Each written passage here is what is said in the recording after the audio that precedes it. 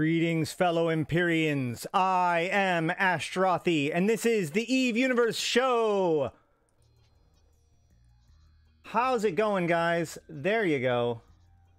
All right. I think we're working. I think we're good. Hey, what's up, guys? Hey, Spoons and GM and Solstice, LM1, all you, awesome. Did everybody get moved over from the premiere to here? That's my question. Did that actually work? I don't even know. I think it did. I hope it did. All right. Let's get started. I want to start with, we've got some news to cover. And then we're going to do, as pretty much, we're going to try to get through the rest of Theodicy, okay? So, let us begin with the news of the day. New Intaki Stargate opens as Federation and State consolidate positions around Warzone. New Eden News, December 8th, YC 124. New Stargate from Intaki to Amignon opens alongside Federation Navy Station. Intaki, Placid. The Galente Federation has completed construction of a new Stargate in the Intaki system that connects the territory newly liberated from militia warfare with the high-security Amignon system deep in Galente region of Verge Vendor. The Federation Navy has also completed and opened a new station in orbit of Intaki Prime. To accompany these changes, the Federation government has formally registered a system security status change from Point 1 to Point 2, and formally registered for navigation purposes the fifth planet of the system as Intaki 5, Intaki Prime. Federation security officials have indicated that they intend to continue working to raise the security status of the Intaki system, and President Silas Agard's government has officially declared that the low security of the Intaki People's Home system is a, quote, federal emergency, end quote, that requires continued direct intervention. Intaki autonomy activists and a significant minority of Intaki assembly members continue to protest the ongoing presence of Federation military and security forces in the system, and in particular on Intaki Prime. There have been considerable disquiet on the planet over the presence of Federation intelligence. No! All right, it just disconnected and reconnected. Let's hope let's hope that doesn't continue. All right. There have been considerable disquiet on the planet over the presence of Federation Navy Office internal security forces and number of counterterrorism and anti-sabotage operations by federal marine units. Intaki and Galente politicians and protesters in the wider Federation also remain vocal in their opposition of the state of emergency and military presence in the Intaki system, focusing their ire on what they claim are breaches of the Federation Constitution and treaties with the Intaki. Senator Suvio Belleron, representing the federal sub-district covering the city of Lenokia on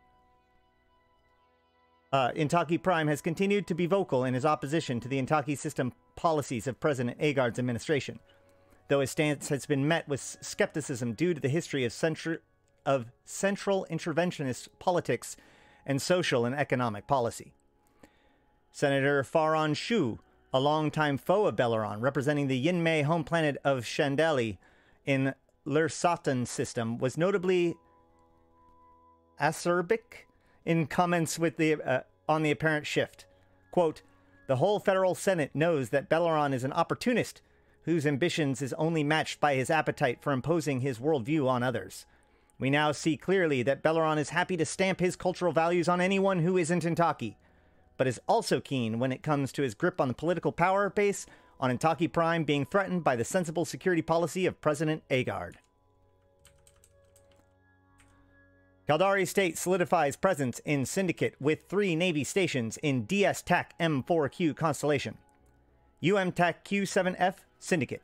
Caldari State forces establishing a new protectorate in the Syndicate's constellation of DS-TAC M4Q has completed their major military infrastructure construction efforts and opened 3 Caldari Navy stations in the OE-K-TAC-NJ, T-TAC-LIWS, and UM-TAC Q7F systems. Caldari Navy forces have also been enhancing their garrison fleet presence and has built up security outposts guarding the approaches to the constellation. The DS-TAC M4Q constellation was transferred to the Caldari State Sovereignty by the Intaki Syndicate as part of the arrangement on mutual defense and security cooperations crafted in response to the Federation's intervention on Intaki over and 10 other Placid system regions. Placid region systems. Federation authorities have continued to view this as an internal matter for the Intaki Syndicate, although there are reports of increased federal intelligence and Navy scouting operations in the wider Syndicate region. The Caldari state has reportedly increased its trading position with the Intaki Syndicate, agreeing a new preferential status for the Intaki Bank and giving Intaki Commerce access to certain state markets previously restricted to Caldari Corporation. It is also reported that the Caldari Navy and Intaki Commerce has signed a logistical agreement allowing the Syndicate's commercial arm to ship goods via naval jump navigation routes in return for local supply support for state operations in the DS Tech M4Q constellation. In other news, Executive General Heikki Torigo briefs Caldari Chief Executive Panel on status of Othanoon 5 research program. Intense clashes erupt as struggle for Aldranet system involves major battles across frontline with Avalon and Nenemelia. Republic fleet engineering teams reportedly to have, quote, safely recovered critical materials, end quote, from Egmar and Vard transmuters. Heavy fighting in Carmonin and Kamela as conflict rages over key frontlines of Amar Mimitar warzone. Commodity and stock market reacts favorably to news of rare ore discoveries made by Upwell Consortium corporations. Quaife Company fends off increasing criticism in Galente Federation over role in Syndicate and ties to the Caldari state. Gris's pirates raid outlying Caldari Navy installations and convoys in Placid and Syndicate regions. Angel Cartel raids mining colonies in Asalem 4 amidst rumors of new discoveries following expansion of mine workings. Gang warfare flares up in Pegalar constellation as competing smuggling and organized crime groups shift away from Veriat. Concord and Edencom officials reported meeting to discuss proliferation of Triglavian stellar transmuter technology. And that is it for your New Eden news on this December 8th, YC124. Now for some analysis. So, first of all, a couple of things to note here. There have been some people that have been talking about how this gate isn't really that important, especially since the fact that Intaki and a bunch of the other areas in the systems in that area have been taken out of the war zone. However, there is something that is worth paying attention to, which is the fact that this whole increase in security status thing, right? So it has gone from 0.1 to 0.2, and it seems that President Celis Agard has intent to continue to increase that. So it is very likely that when this is all said and done, Intaki will be a high-sec system. So that's number one. Now, why is this important? Well, as I discussed some time ago in the video, the Ugali situation. Hold on. Which I will try to link down below. The system of Ugalis is very likely the actual target of all of this operations, right? Some precursor artifacts potentially related to an ancient artificial intelligence has been discovered in Ugalis and was recovered by Concord's Derail Unit and Lidai Protection Services. Now, Ugalis is currently under control of the Galente, but Ugalis itself is within 2 jumps of Intaki. So it's very, very possible, and I've been suggesting this for quite some time, that the reason why they are reinforcing Intaki is so they can properly control Ugalis. Now, this is further kind of reinforced by this note down below, which says gang warfare flares up in Pegalar constellation, because the Pegalar constellation is the constellation with Ugalis in it. So in other words, now that the issues with the Verret system, or the constellation, has been handled, and Intaki has been secured, things are being moved into and around the Ugali system, which hints to me that it is very, very likely, or at least very possible, that the next step is to this whole faction campaign is going to be taking it there. I strongly believe that the Ugali system is going to be absolutely critical to the upcoming shooters like plot, right?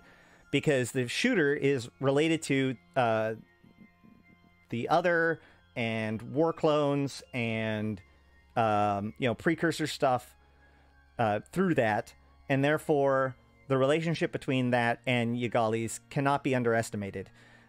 They did bring in Kirkland Kirkland Risk Control at one point, which is a paramilitary organization, and we also see a lot of other paramilitary organizations involved in this. When you read gang warfare flares up in Pegeller Constellation as competing smuggling and organized crime groups, you should really read Guristas and Angels versus the Deathless. Why is my camera like... I thought my camera was the other way. Hold on. Is it because... Aha! That's why. There we go. That's better. So, it is very likely that this is just further operations of the Deathless. They would be at least one of the competing smuggling and organized crime groups. And they have done a lot of conflict with the Guristas specifically and Angel Cartel. Therefore, that's why I suggest that that could be the what they're exactly referring to. Now, in addition to that, this whole politics thing may seem to be kind of out of the blue, but if you understand who these people are and what they represent, it really makes sense. So Senator Suvio Belleron has been a senator since at least YC 113, which is 2011. He introduced I think he's twice attempted to introduce a bill that ends capital punishment. The Intaki are a very peaceful people. They are very, very close to like almost like a Buddhist kind of philosophy. They believe in reincarnation and, non-conflict, all that kind of stuff. So it makes sense that he would be pushing for an anti-capital punishment bill.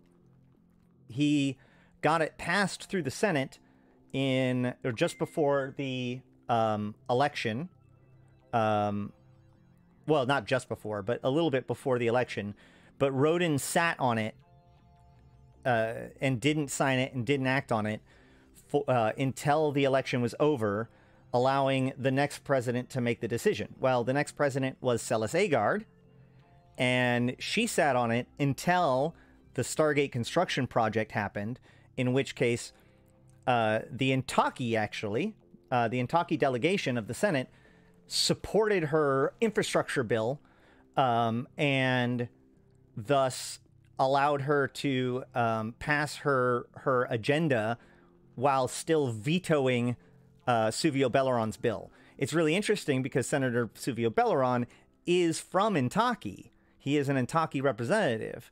But at the same time, as the Belleron bill was coming together, there was actually literally a fist fight between Belleron and the reborn senator from Intaki, where the reborn senator punched Belleron in the nose. So obviously there's been a lot of tension involving this, but the fact that Senator Belleron calls out Celis Agard doesn't surprise me even a little bit, right? He does not like Celis Agard. On the other hand, Celis Agard is actually from... she is Yin Mei. She's from the Chandeli system, and her whole thing is about supporting the boundaries of the war zone, or of the Galente Federation. If you look, like, in one direction from, you have the Yin Mei home world of Chandeli, and on the other direction you have Intaki. So there's always been kind of this resonance between the two in that sense, and so it really makes sense that the Yin Mei's representative would be supportive of Celis Agard and against Belleron. This is just classic politics right there. It is also worth noting that the Civil War, the end of the Civil War in Chandeli, was the first indication of the Deathless's team. It was the Deathless that pulled his team off of Chandeli to end the Civil War, citing not conflict of interest, but non-compete clauses, likely with the Federation. So there's some weird connection between all these things that we haven't quite sorted yet. But this seems to be another chapter in that whole story. Okay?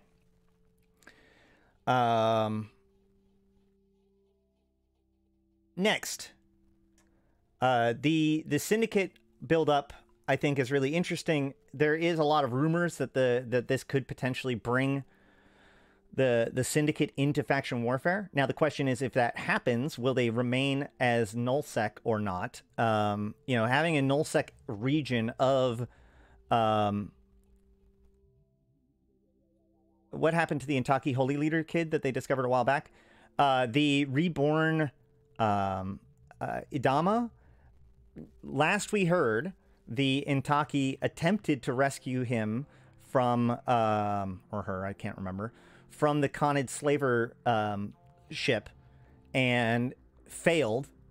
However, that plus the attacks that happened at that time is what led Khanid to work with the paramilitary organizations in order to attack Intaki, or back in like 2018, which is how Laidai got on there and looted it and took all of the tech that would later become the subcranial nanocontroller. So the actual state of that Idama is unknown past that point, as far as I know.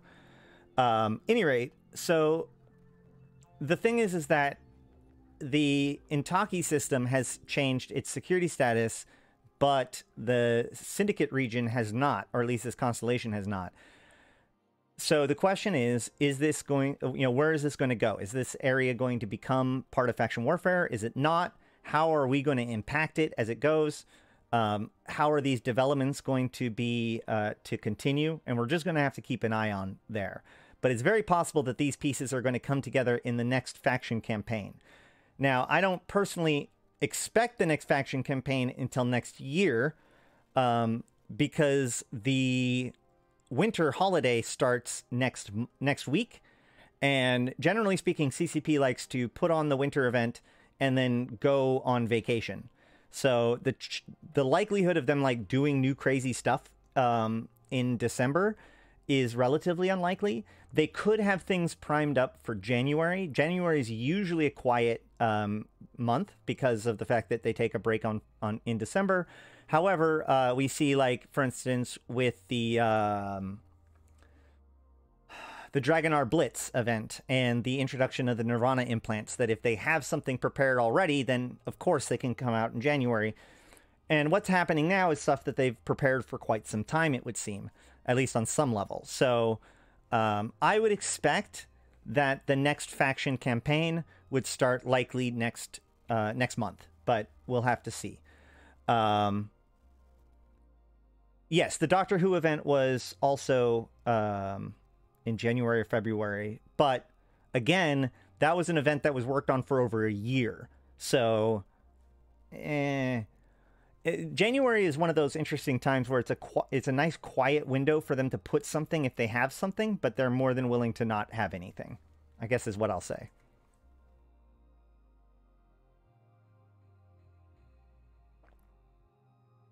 So, a couple things to note here. First of all, the Intaki Syndicate and Intaki are obviously very closely connected. The Intaki Syndicate also has the Intaki Bank. The Intaki Bank is connected to Upwell. The Intaki Bank is the Upwell financial branch, basically, which is interesting. Because as we were talking about events stuff coming up, one of the things I was talking about was the Easter event, right? The Garistas Hunt event. Last year's Easter event, we got introduced to Haika Torigo, right? Or is that the Caldari girl? Hold on.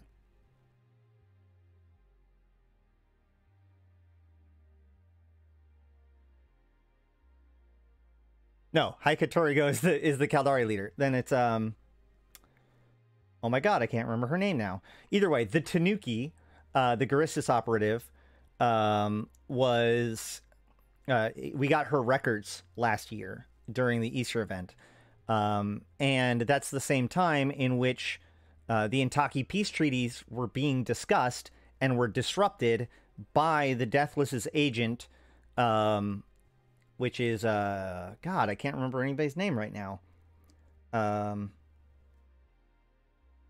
The Garist, sorry, the Galente Senate member operative who ended up being the double agent for the Deathless. Well, we can just look it up where I was going to go look at anyway. So what's interesting about that, though, was that it reminded me to go look at the records that we got from her from last year. And man, let me tell you, there is some interesting notes in some of these things. All right. So like, for instance, I mean, like, obviously we knew that they're interesting at the time, but now that we know everything that we know in the last since then, it becomes even more poignant. And at least at one point, it really feels like a turn to the camera wink kind of situation. That would be so we have the fact that she was working on spying on a project called Project Firebird, which was the Caldari attempts to refit and the dreadnoughts and potentially develop the Phoenix Navy issue. This information was stolen by the Garistis as part of the Easter event. And so that information is in the hands of the pirates now, which is why we could definitely see some potentially like new pirate capital developments, maybe a rebalance or something, for instance. Peacock, that's his name. The Peacock is the contact. So in this first one, she's talking about Akimaka Saraki, which is the CEP chairman, that basically the de facto head of the state. And she's accusing him of being, well, not in this one. She's just saying that he is no fool and we must keep a close eye on him. In this one, in 2, she refers to the fact that Peacock has some dirt on Oveg Dursk, which is the head of Sorrow, the black ops, basically, of the Concord. In number 3, we see that the Amar Trade Registry has connections to Edencom that were related to, so the Edencom spending priorities during the invasions potentially connected to the Amar Trade Registry. This is really hinting at that connection between the Amar and Edencom. And it says, we all knew that Edencom was an Amar plot. In 4, we see we get introduced to this new character, which is a Serpentis subcontractor that works in Jita 4.4. In 5, you see that there is a monitoring service system that they caught. Not sure if this is really that like important for right this second. I think it comes to do with the fact that they got found in the end. But moving on, in 6, here we go. This is where things get really interesting. SERP Contact came through with something interesting, but it's got nothing to do with Firebird.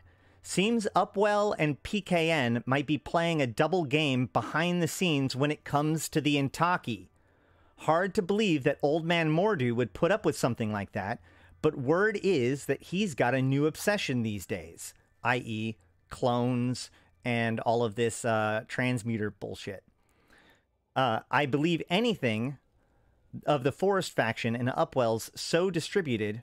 I believe anything of the Forest faction and Upwell's so distributed and murky, any number of players could be up to something. This is the turn to camera moment. Ready? Could be useful info down the line. Hint, hint, nudge, nudge, wink, wink, clue, clue, right? Like, so they're saying that Upwell has connections to PKN, which is the conglomerate of Lidai, CBD, and NOH, I want to say. Hold on.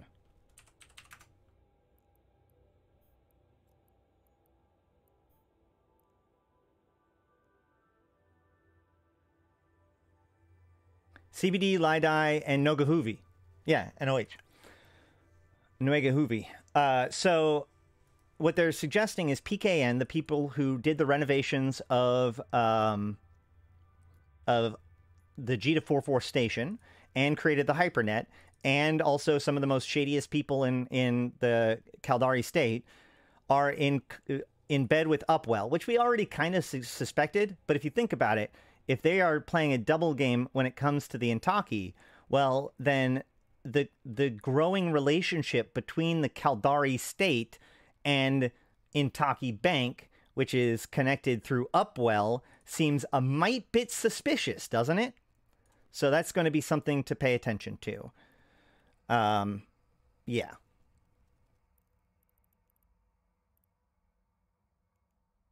Let's see. Anything else in today's post? Let's see. This one, the second and fourth note is basically just updates on the faction warfare critical zones. The fact that the Republic Fleet Engineering has safely removed critical materials from Egmar and Vard transmuter is very suspicious. We don't know what this materials could be. However, of course, one of the most popular theories about what's happening with these transmuters is that they're extracting Isogen 5 from the move my coffee cup aside. What'd I do?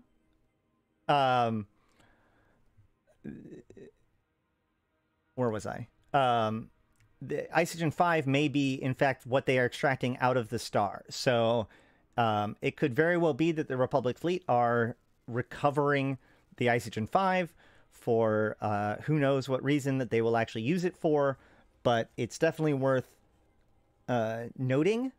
You know, they did successfully... Oh, so I don't hit it accidentally. Yeah, thank you. It's worth paying attention to this because, you know, just like Heike Torigo briefs Caldari chief executive panels on status of Afternoon 5 research program, these two things are kind of related, right? Because this was the previous faction campaign. And as I've noted many times before, there is a relationship between the Caldari and the Amar that is fairly secret through the agency known as Archive K, and potentially through Edencom Intelligence, because Edencom Intelligence agents, the Edencom Intelligence Agency has one of the top, or one of, you know, a high-level Amar operative and a high-level Caldari operative, well, I assume high-level Caldari operative, as like the number 1 and number 2 man of Edencom Intelligence. So there's been, you know, I've long suspected that the transmuters and Othanoon are connected, but the Caldari are trying to keep their place in all of this very quiet because they are playing a very delicate political game against the Galente at the moment and trying to keep the Galente looking like the bad guys.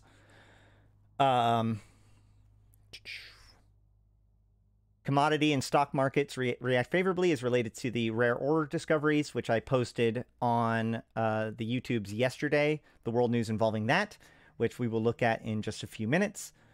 In fact, actually, if you look behind me right now,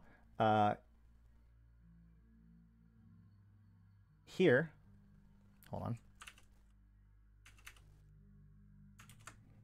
This is the new rocks, by the way, spoilers. Now, the Garistas pirates raid outlying Caldari Navy installations. There's been a lot of stuff with the Garistas and raiding stuff. I don't know if this will ever come to, you know, what kind of head this is going to come to. The Garistas have been tightly connected to all of this shit.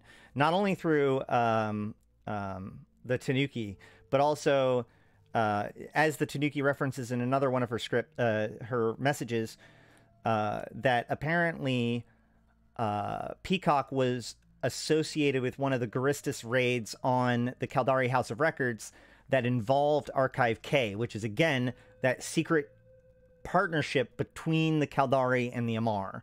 So, or at least that's part of what Archive K is. So, the Garistas, and the Garistas has also been tightly connected to you know, exposing PKN for their corruption. We're not 100% sure like what side they're on, so to speak. But I believe that they are against the death list for sure. Yeah. Angel Cartel mining, and then the Angel Cartel mining raids the Asylum 4. I assume that is because Asylum, let's see if we can do this. Will this work? Oh, that good. That's an actual name. I always love it when that happens. It's the most commonly occurring family name in the world. Crazy. It's in Derelict. And it's an Amatar mandate system. And it is not an AO blue star. In fact, it's not a blue star at all. Therefore, this shouldn't be connected to the transmuters. So that does actually make it kind of interesting. Especially since the new discoveries are supposed to be in border nullsec systems and in AO blue star systems, specifically in nullsec and wormhole space. So I would need to get more information as to why this is relevant, although it is interesting that the Angel Cartel are raiding Amatar Mandate stuff when Amatar Mandate recently received a bunch of fusion reactors from Sorum gifted to Artichaper, where Artichaper runs, is like in control of the Amatar Mandate. For those of you who don't know, the Amatar are the Mimitar who, when the Amar enslaved the Mimitar, basically sided with the Amar. Now, it was later discovered that the Amatar mostly did that in order to protect the few remaining of the Starkmanir tribe, which were recovered during Empyrean Age. But the Amatar has been very close to the Amar. In fact, the governor of the Amatar area was recently promoted to being holder status, even though he's Amatar, which was a big controversy within the Mimitar, or within the Amar, and that's what led to Chakade talking out, which of course Chakade is was an EOM operative that was secretly trying to like forward the agenda of the EOM within the Amar, blah blah blah. This, you know, rabbit hole goes all the way down. I think I had my video speedrunning through the lore goes all into some of that stuff too. We already talked about the gang war flaring up, and Concord and Edencom officials reportedly meeting to discuss proliferation of Triglavian stellar transmuter technology. I don't know if that means that they're going to try to let it out or not. I've long since said, basically since the beginning, I've said that I think that the point of this whole transmuter thing is to provide opportunities for nullsec groups to modify their systems in different ways depending on star type and transmuter or whatever, right? And in fact, this new AO star ore that's appearing in nullsec could very, very, very well be the first piece of that, right? Like, so for example, one of the things that people have been noting is that these rocks that are in these new sites are very small. But what if you put a transmuter on this star, they got bigger, for example, right? Like that would be a very, expected thing to do, right? Or not expected, but like sensible, I suppose. All right. Yeah, Derelict, Artichaper, and Amatar Mandate have all been on the radar for a while. Aaron, of course, Sorum gets involved in that. Now, all of that goes back to the reconstruction of the Amarian holder alignments, or whatever you want to call it, that was made by Empress Catus I during her second Jubilee, I want to say, when she released the Doctrine of the Two Swords and restructured the entire Navy, which I also talk about in the lore video, the speed running through the lore video, where she basically handed Tash Murkon kind of the easiest, nicest kind of territory to take care of, and ended up putting her political rivals, Sorum and Artichaper, in a much more like tenuous situation with more territory to keep track of and whatnot. So it kind of makes sense that Artichoper and Sorum, who I believe were not friends before, to start to align together more and more, until now we see them both basically working in sync with each other. They're even answering each other for each other in public reports, possibly connected through the Order of St. Tetramon, who are also shady AF. So, yeah, that is basically everything I've got for the news for today. Now, obviously, we have we now have 2 news articles that came out back to back, and we have the winter event starting next week, along with the new ore coming next week. So the chances of something kind of continuing to move is very, very high. So keep an eye out on the universe.eveonline.com news portal and my YouTube for any of those kinds of updates and commentary. But I think that that's it for now, so we can move on. Any questions, comments, concerns? No, the ore is not yet on Tranquility. I am on Singularity at the moment.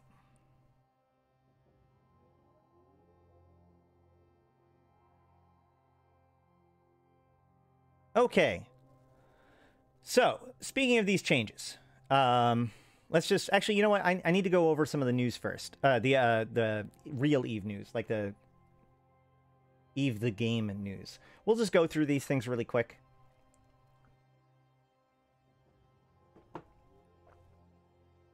First and foremost, last chance for EVE ship models. These ship models are actually really cool. They were produced by Integral Reality Labs. They've been available for a couple years now. However, at the end of the year, they will stop producing them.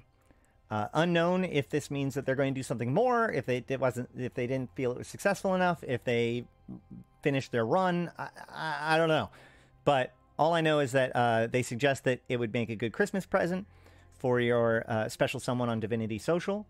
I will say that if anybody is interested in getting me one of these for Christmas, please contact me. I would be more than happy, although, no need to. But I have always wanted some of these and never quite gotten my hands on one.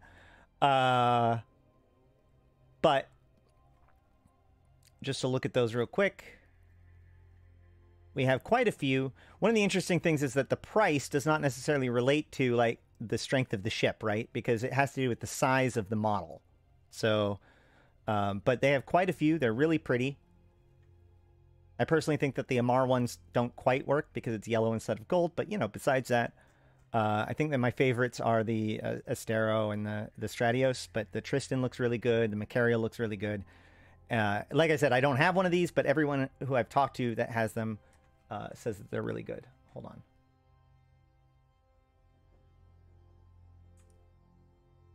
There we go. So yeah, if you want one of these, you got to get it soon. Otherwise, they'll be gone. And we don't know if they're going to do anything else like it again. So, or how long it would be. Yeah, that's a good point. I'd probably paint over the gold as well. All right, next. There are new packs. Ash, are you just shilling for CCP? No. I'm bringing this up for a couple of reasons. One, most of the time when they come out with these new packs, you can rebuy them, right? Like if you bought a pack previously, you could buy them again. I don't know if that's necessarily true this time. The one thing I do want to kind of point out, which I don't know if it's BS or not. I don't know if I'm happy about it or not yet. But if you go over here and you look at the bronze starter pack, which is only $10, the skins that it gives you are the new Navy issue ships. These are not the standard T1s. These are the Navy. Heron Navy, Imicus Navy, Probe Fleet, Magnate Navy. So these skins, I believe this is like this pack is the only way to get these skins at the moment. And the Navy issue frigates don't have...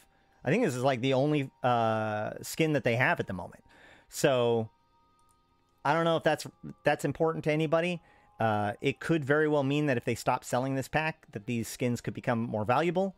Hard to say, but it is a fairly cheap pack. It comes with 15 days of Omega, which is basically the value of the $10, 100,000 skill points, and the new Navy issue exploration frigates, superluminal skins, as well as the Venture Load Strike skin. I do not believe that the higher tier packs have the same thing. So let's just go look. Maybe they do, maybe they don't. Let's find out.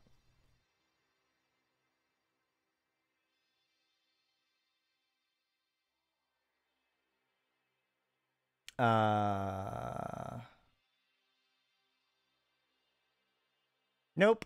Although the Caracal Navy issue Ghostbird, that might...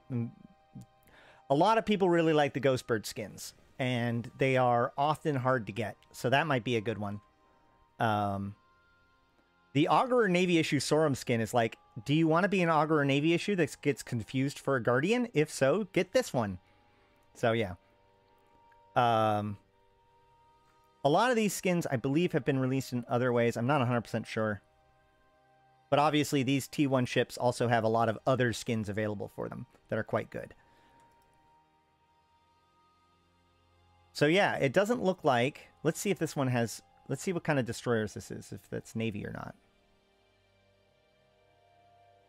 Oh yeah, okay, so the silver pack also comes with the Explorer frigates, but only the T1 destroyers, not the Navy destroyers.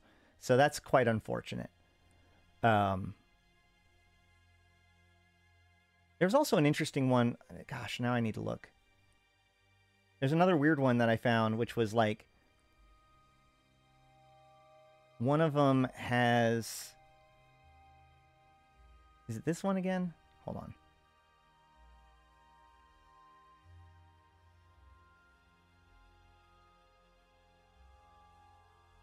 I think I just noted that, like, some of these were Navy and some of these weren't. There was one of them that, like, I thought was really odd because it was, like, all Navy except for one. Maybe it was a misprint and they fixed it. Oh, no. Here it is. Here it is. So here's the new destroyer. So for the $100 pack, you can get the new battlecruiser skins, which I think this might be the only way to get those, too. So, but you've got the Prophecy Navy issue, the Myrmidon Navy issue. Oh, no. They did. I think they did fix it. Because I thought I'm pretty sure it used to say Prophecy and then Myrmidon Navy, Ferox Navy, and Cyclone Navy. So they must have fixed it. So that's good. So if you want these, this is like the only way to get it for $100 or buy it from somebody who did. So that's I mean, let's see. 90 days of game time is what, $360 plus 1,500 Plex is another 3 months. Even if you, like, let's count it $20 instead of $25 each. So that would be another 60. So already in just the Plex and game time, you've crossed over the threshold of $99. And then you also have the MCT, over 500,000 skill points, and these skins. So if you're the kind of person that wants to Wallet Warrior these sorts of things, this is a pretty decent deal. But that's about all I have to say about these. If people are interested in buying those, I'd really like to know. Like, if any of you guys actually are the kind of people that actually buy these packs, let us know in the comments. I'd really like to know if you buy these, if you plan on buying these, if you've bought them in the past, and what you guys think about them. I know there's some people that find them not very valuable. There's some people that find them pretty valuable. You know, whatever. But you know, we don't get very many metrics about it, so I guess call it an unofficial poll. All right. Next. Oh, it is also worth noting that, like, we did just have a Black Friday sale, but like the chances of another sale happening before Christmas is pretty high, so keep that in mind. All right, so the dev blog for the notes from yesterday, or, you know, yesterday we got or 2 days ago, I think it was, we got the New Eden news regarding this information, and now we have the official dev blog for it, and it's on Sissy. Basically, there is new ore that is available in close proximity to type AO blue stars and on border systems of nullsec. So one of the systems that I found it in is actually, I think it was MTAC-O. I can't remember exactly. But when I was heading into nullsec at one point, like we actually explored all kinds of different places, and a lot of the systems that you thought would have had it, like Salian and Turner, and even some of the nullsec systems with AO blue stars did not have any of this ore. But other systems that did have an AO star, like GM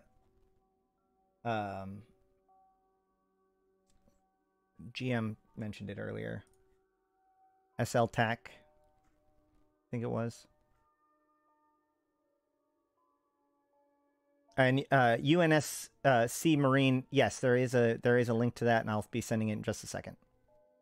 We'll be getting to that next. Yeah, SL Tech YBS system has it. So one of the things I did was I looked up the Salian incident and saw the 10 systems that were impacted by the Salian incident, because those are all AO blue stars, and worked on that. Did not find them in Thera. Now, Thera and Shadow Wormholes are AO4, so it's unknown whether or not this material will spawn there. But there are other AO blue stars available in wormhole space as well, which will have this new ore. So, what does it have? We have a lot of Megasite, a lot of Zydrine, a lot of Pyrite, and a lot of Isogen. Why is this important? Well, Megasite, Zydrine, and Isogen, I believe. Hold on. Now I'm not so sure. Hold on. Let me double check one of these.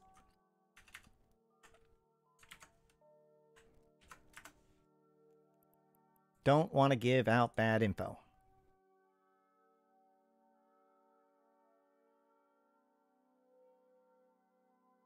Null security, yeah. So Zydrine is a null security ore, or mineral rather.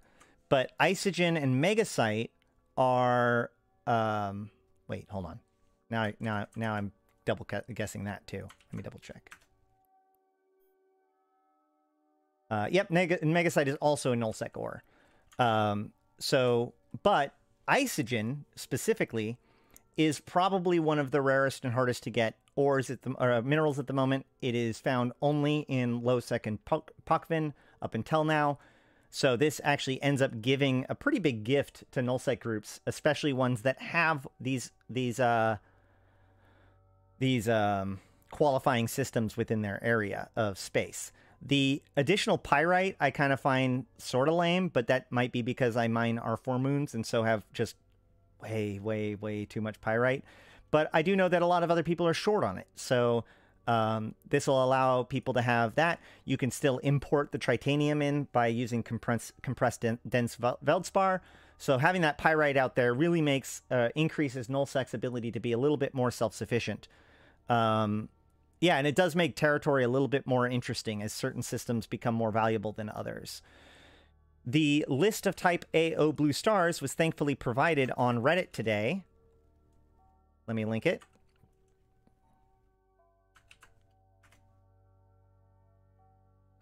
There's a paste bin that has every single AO blue star. Now, obviously, these ones with a nullsec designation are the most likely to have this stuff, whereas the high-sec, low-sec ones very likely won't. And, of course, wormhole systems do as well. I don't know if the J system... Yep, okay, so these J systems appear to be type AO blue star as well. So, maybe? Maybe. Actually, so well, some of these are F9 and F8. Now, what they're designated as in the star's information is not the same as their actual designation. The designation is given through the name of the star, so it's a little bit confusing. So I'm not sure if F8 and F9 both qualify. We'll have to find out. But there's still a lot of questions. But the short of it is that they are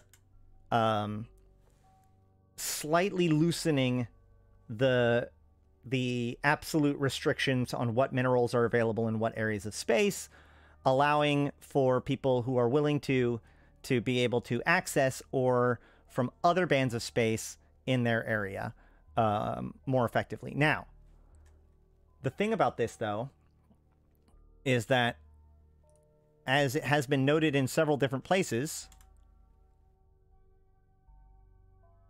I don't know if I'm actually going to be able to get this in this one. No. So the rocks themselves are quite small. Let me find it real quick.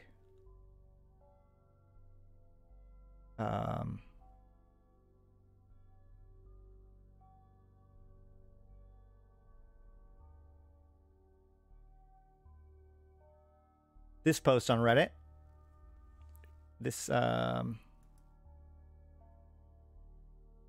Alone Chocolate 7162. Oh, by the sorry, the first one was by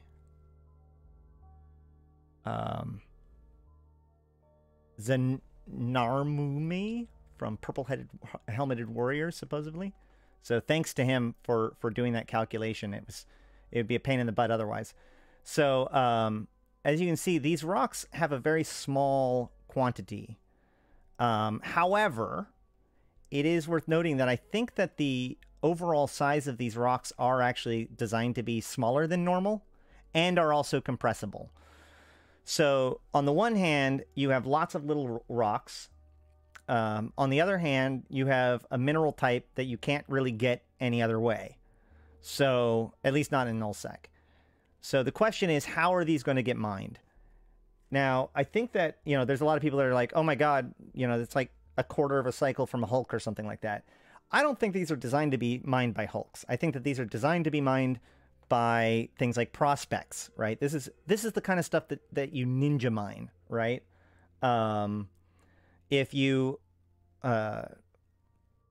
So I expect these things to be, it's not a grand operation. You can't bring your biggest things to bear to it. And it's also one of those things where you're going to want to use stuff that produce a low amount of waste. Unless, of course, you can suck up the entire rock in one bite. If you can suck up the entire rock in one bite, then the waste doesn't factor in at all. Do we think that they're going to add a skill book to better refine? I don't know. I think that from what I'm reading, it sounds like these are going to just be considered a rare ore. And there already is a compressed version.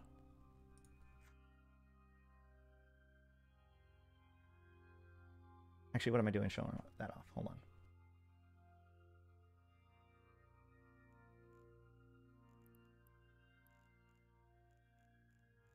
See, there's a compressed version of all of these ore already. So, and it says that it is a rare ore. So I assume that rare ore asteroid mining and compression will be what it takes to actually refine this stuff, rather than having a new skill to be able to do it. But again, this is kind of just a guess. It is worth noting that the abyssal ore did not have a refinement skill for quite some time. So, whatever.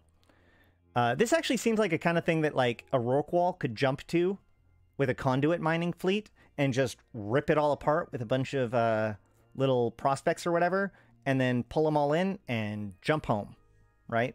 Like that could be a way to do this.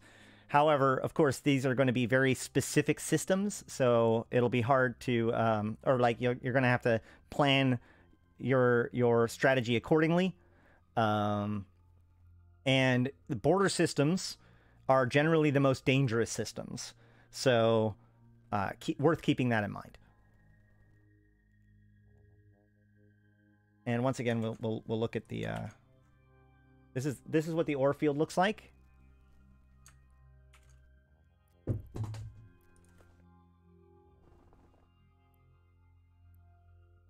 My phone just decided to jump off my desk. Apparently my house is haunted. So, as you can see, we have lots and lots and lots of little ore, plus some jet ochre and some crocite. Just a little bit. Which, again, I believe these are... Yeah, these are low-sec ore. Right? Noxium. Pretty sure crocite is and dark ochre are generally only found in low-sec.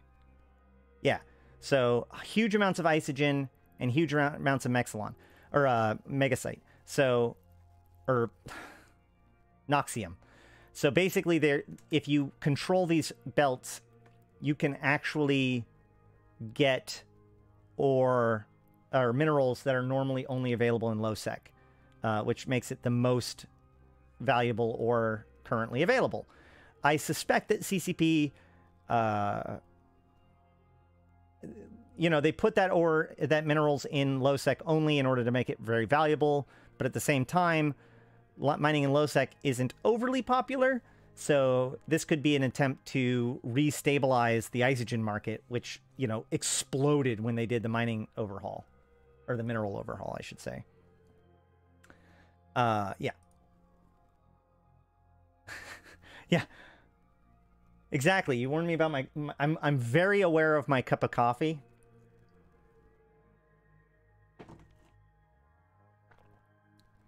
So yeah. It's also worth noting that this site, it only says Celestial Beacon at this time. I assume it's going to be renamed at some point. But this is effectively like a belt, right? It's just a beacon. It's a place in space. Same as the Desolate Asteroid Belt. Okay, so it's not... As of right now, it's not an anomaly. It's not a signature. It is its own beacon in space in those key systems. So I assume that means that this is a static belt. I logged out in this field last night, and it is still here. Now, obviously, no one's mining it because it's in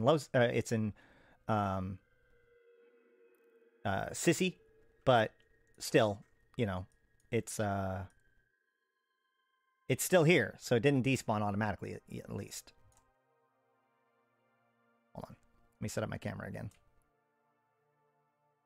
There we go. All right. But that is not all.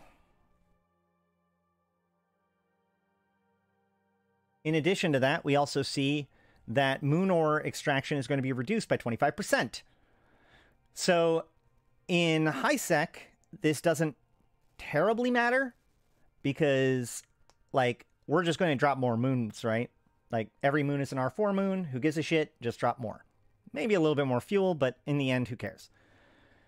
In more expensive moons, like R64s, where every single rock matters, this is just a 25% hit to your money, and you may not have more moons to be able to extract more. So now, when they did the ore rebalance, they doubled the amount of ore, but then, of course, they took a bite back by adding in waste, and then this takes another bite out of 25%. Now, I still believe that at maximum waste, you're still going to be mining more now per moon than before all of the before both of these changes, but not by much, right? So if you're at maximum waste, you're basically have the same amount of resource available as it was prior to the end of scarcity. But obviously, if you are not being wasteful, then you still get 75% more than there was before, 25% less than there is now. Okay, well, I guess not 25%, more like 12.5%, because it went from 200% to 175%. Either way, whatever. Yeah. So these things are going to be happening next month, or next week rather. And of course, the winter event is closely tied to ore and mining and the White Storm fleets. So it's very likely that these two things are going to be tied together, right?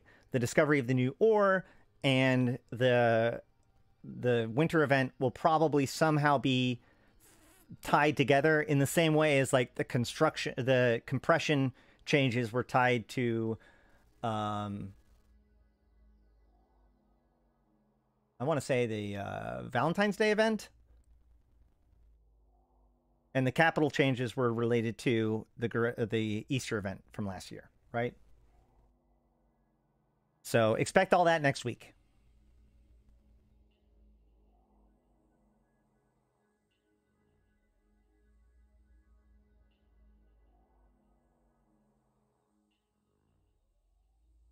Yes, time for everyone to dust off their endurances. I do want to note that, like, if we come here to Hobo Leaks, we can see that. Actually, I don't want to go here. Hold on. If we go to the reprocessing section, they also added in the new AT ships and the AT beacon, so that's kind of cool. I assume that other rewards from the AT will be put out at about the same time. But as you can see, these rocks literally only have that one mineral in it. So, you know, ytterbium, whatever, is only isogen. Mordunium is only pyrite. 100%. So again, these rocks are really small, but they're specialized. So to the correct people, these are going to be pretty darn nice.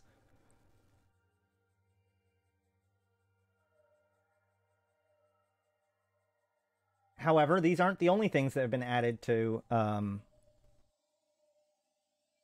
These aren't the only things that have been added to Singularity since we last talked. So I want to show off some of that. First of all, last time we looked at these, we looked at the Aurora Universalis skins. You can see it. I posted my winter update preview yesterday, so you can go find it on the YouTubes. But I showed off these skins then, and I said that the particle effect will probably be added in later. And as you can see, they have been. So I'm not going to go through all of the Aurora Universalis skins again, but just know that, like, they did in fact add the correct particle effects to the Aurora skins.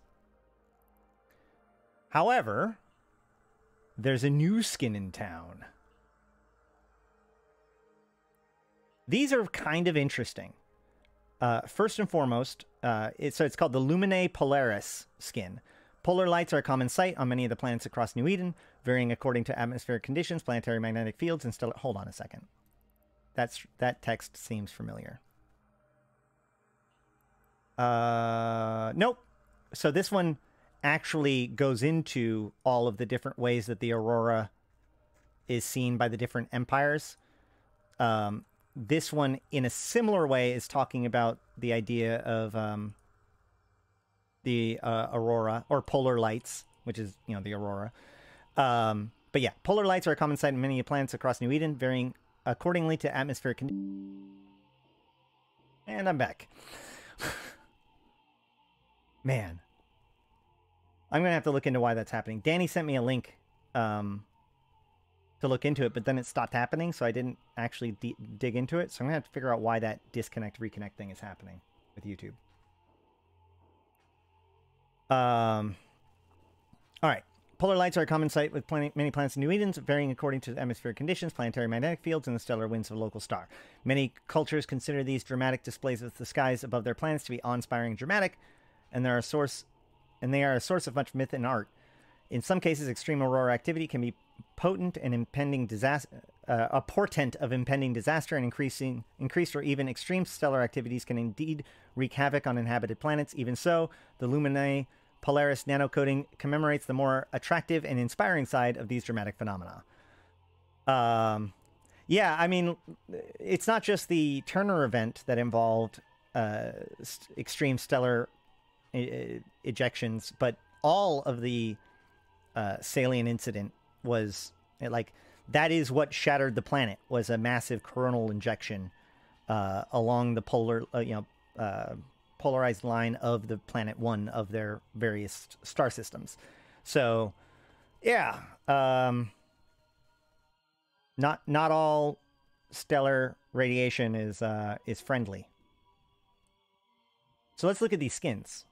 Now, before we do, though, I want to note that there is no diamond on these skins, and there is no description that says that they auto-apply, which means they don't seem to be like they're going to be sold on the market, like on the New Eden store for money, or Plex or whatever. They also don't seem... They could be part of a package. I just realized that. We should probably be worried about that. So, like, these could be part of packages that are released for the winter event, much like the gold and silver packages that we just looked at. But otherwise, they don't appear to be premium skins. So they could potentially drop even during the winter event. They are for all of the different pirate ships, it would seem. So we've got the Succubus, Phantasm, Nightmare, Barghest, Arthris, Garmer, Ashimu. Yeah, I think all of them, right? Hold on. 1, 2, 3, 4, 5, 6, 7, 8, 9. So that's not all of them. Let's see. Succubus, Phantasm, Nightmare. That would be Sancha. Barghest, Arthris, Garmer is obviously Mordu. And Ashimu, Balgorn, Kruer is Blood Raider. So those three.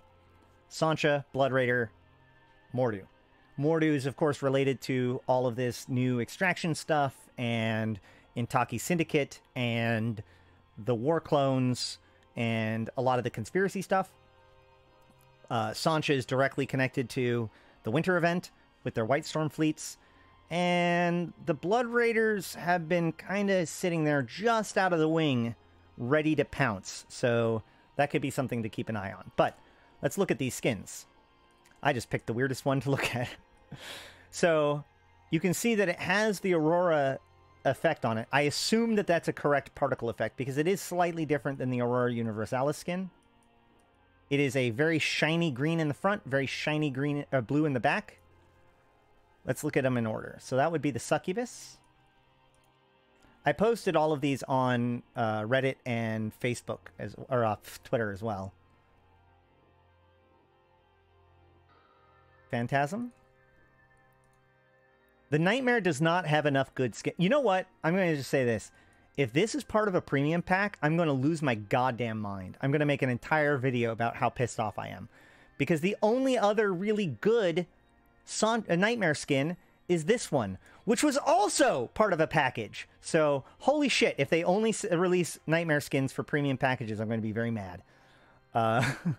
Hopefully, at the very least, they'll allow us to buy that premium package from the Nest store as well. Who knows? Preferably, it'll be a drop. The Barghest. This thing, I think, shows off the shininess like the best.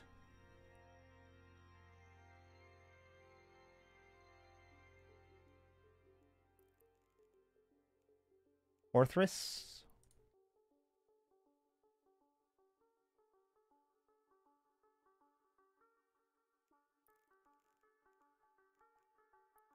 Garmer.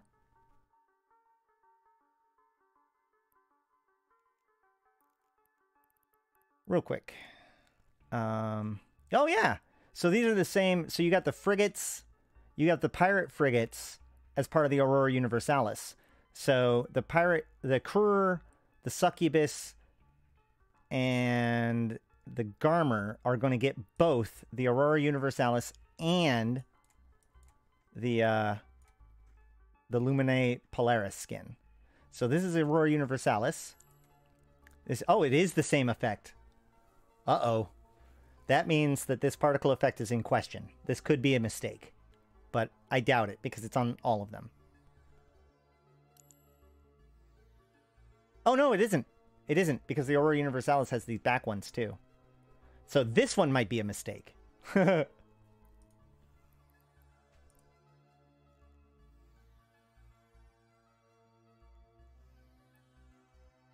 Garmer. Wait, we just did that one, I think. Yep. Ashimu.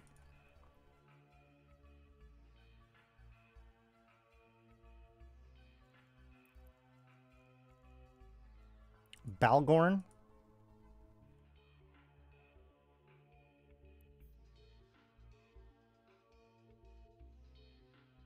Balgorns are a fun ship. I tend to like losing them, apparently, if you look at my kill board. Kruer. That's it for these skins. So again, we're not 100% sure where these are going to come from, but they're almost certainly going to be part of the winter event that's coming next week.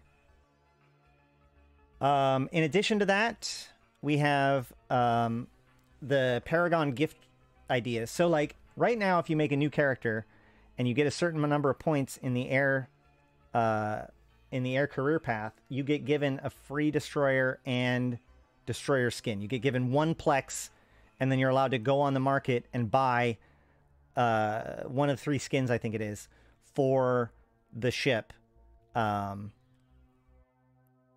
for that one Plex, right?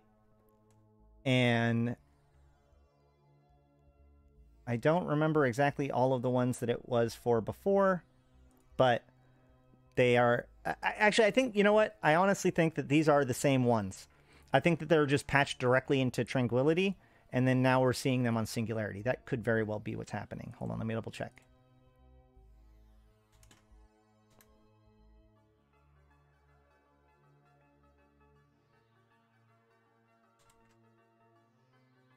That is exactly what's happening. Okay, great.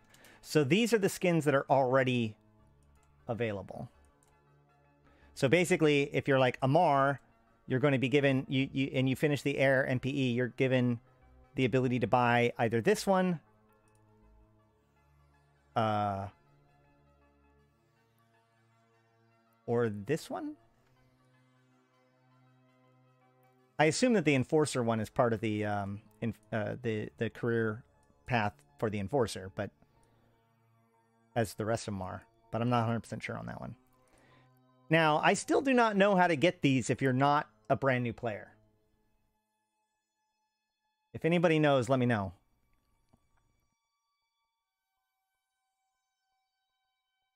You don't like the overused effects? You mean like the Aurora? I think that it's okay for the Aurora Universalis and the Lumine Polaris skins to have like that similar theme, right? Because they're both basically based on the same concept. So, and who knows? They may relate them even more closely once they're actually released. Of the two, I strongly recommend the Glittering Dream skin. Glittering Dream is just really cool.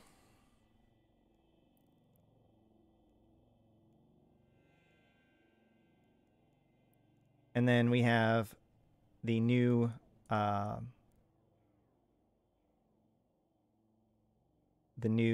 AT ships, the Geary and the Bestla, I guess. I don't know if that, yeah, actually, I think that that is not the Kumok's particle effect, so that's very likely the correct and new particle effect. That's pretty cool because it's actually like a three-dimensional model, not just like a flat thing. I also really like the design on the side. Does it say AT anywhere on here? It should. Ah, it says it's a Munin. That's pretty funny. Oh, there it is. XVIII. So there you go.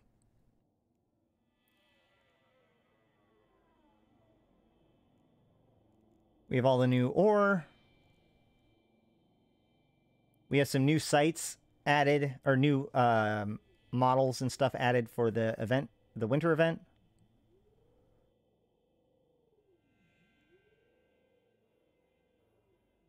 And we have the next winter event, the winter proving conduit, which is HP, remote rep impedance, and overheating bonus. Let's actually look it up on Oboe.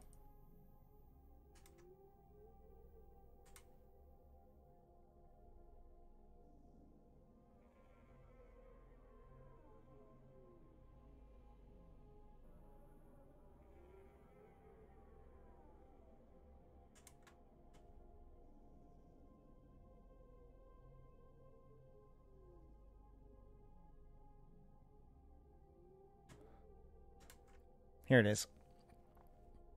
Wait, nope, that's the White Storm booster. Hold on a second. I did it wrong. Scroll all the way up. We need to diff from the last singularity to the current singularity, not Tranquility to Singularity.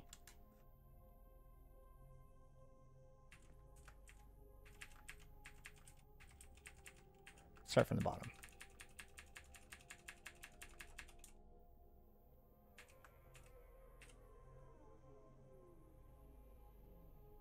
The 2v2 Navy frigate proving ground. Isn't that the one that's happening, like, now? I thought. I'm not sure.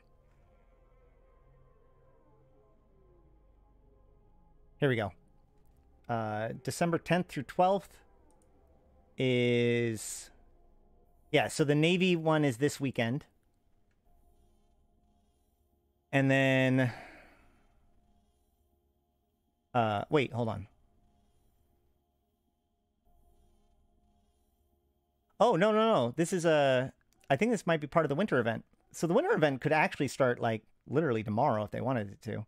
But December 10th through the 12th, we will have 2v2 Navy Frigate Proving Grounds with 500 bonus shields, armor, and hull hit points, 50% reduction in remote repair, doubling the advantage of overheating, of tackle, prop, repair, resistance, energy warfare, turrets, and launchers.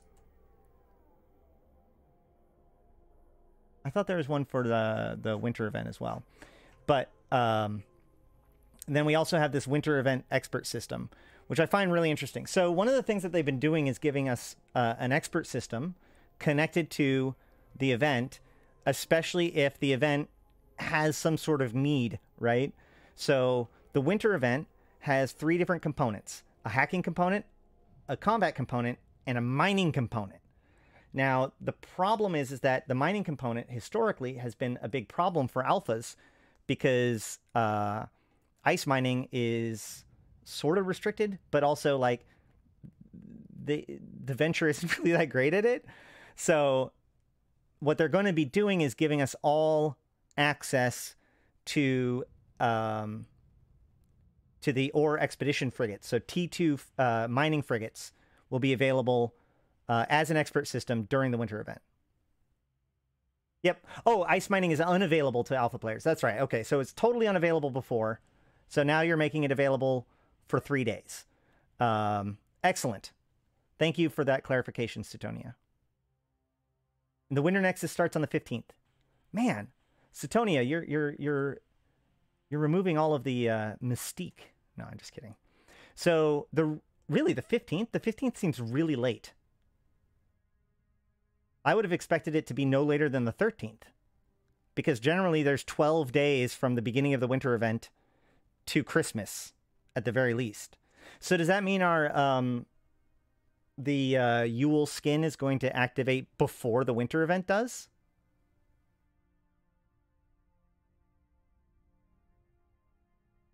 Because the Yule skin goes the 12 days prior to Christmas.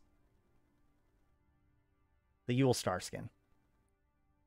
Very interesting indeed.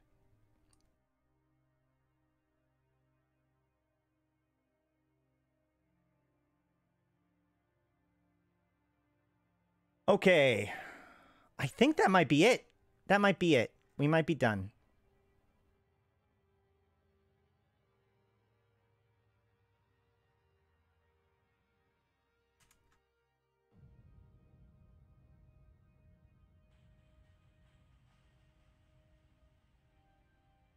There's some minor changes for like the MPE stuff and all that stuff. I'm sure we're going to get more, like it's just little, well, a lot of this is just updating the mineral information to let you know that you can get it in the new ore.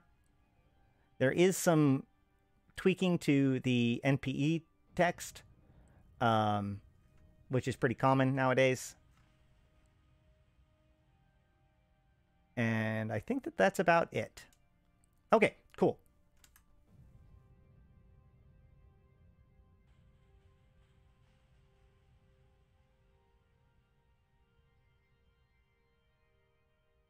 On to the main event.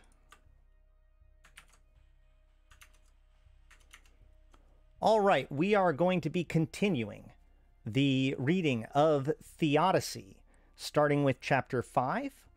The story so far, by the way, you can check out, we are releasing every chapter of this story on...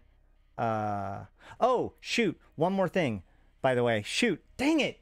I totally had a shtick that I messed up. Let's just pretend like I didn't mess this up. So when I was talking about, buying these things for Christmas, what I was also going to say is another thing you can get for Christmas is my merch. Thanks to Ari Danica, you can now get, there are now more logos and designs that are available on the merch. You can go ahead and check it out below. I would really appreciate it. It's got, I think it's pretty cool. If you guys have any other requests, please let me know. And once again, if somebody wants to get me one of my own coffee cups for Christmas, that'd be awesome. Otherwise, I'm going to get myself one. But yeah. Okay.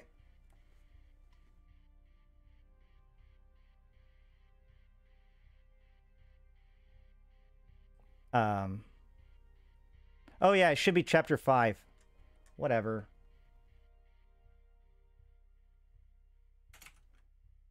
I don't know what I'm talking about.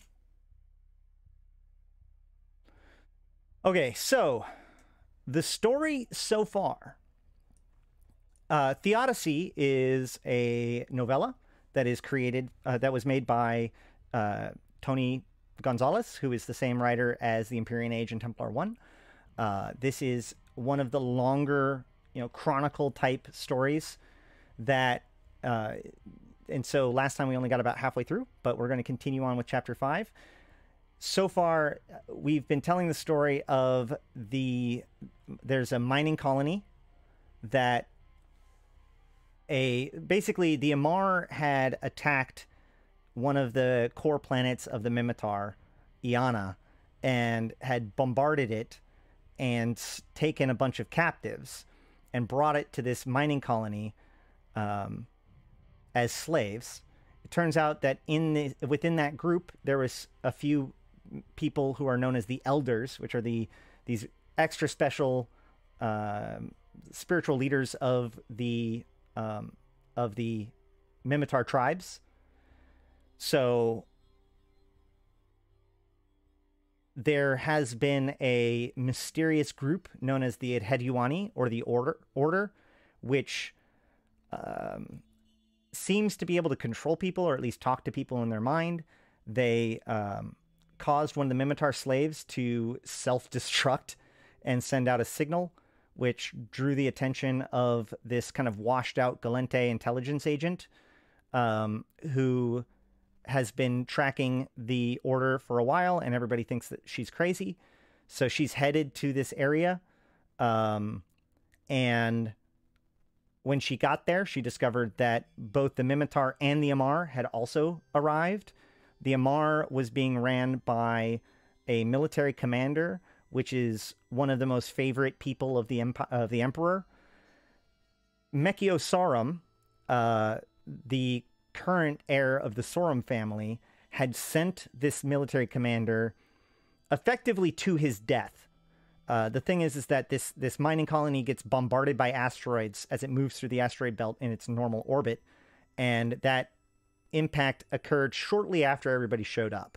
So the idea was to sacrifice this Amarian commander in a with plausible deniability by Mechio Sorum in order to gain political position within the empire and kind of clear the way for gaining political power from the emperor, especially as he's getting old.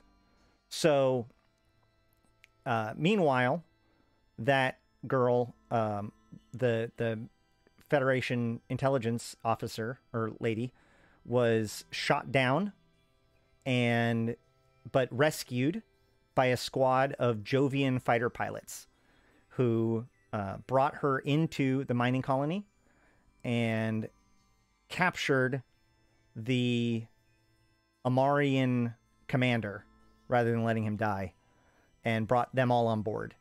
So the Mimitar have sent commandos known as the Valkyr, which are basically a bunch of hardened criminals that have been turned into an elite crack military squad.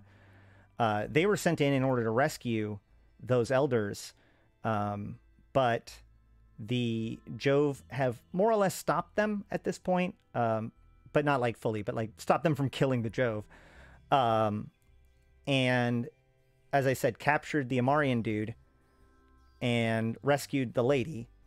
And the last thing to have happened was that the Galente lady put a slave collar around the neck of the Amarian leader, and the Valkyrs are getting prepared to go deeper into the mines to attempt to find the elders. So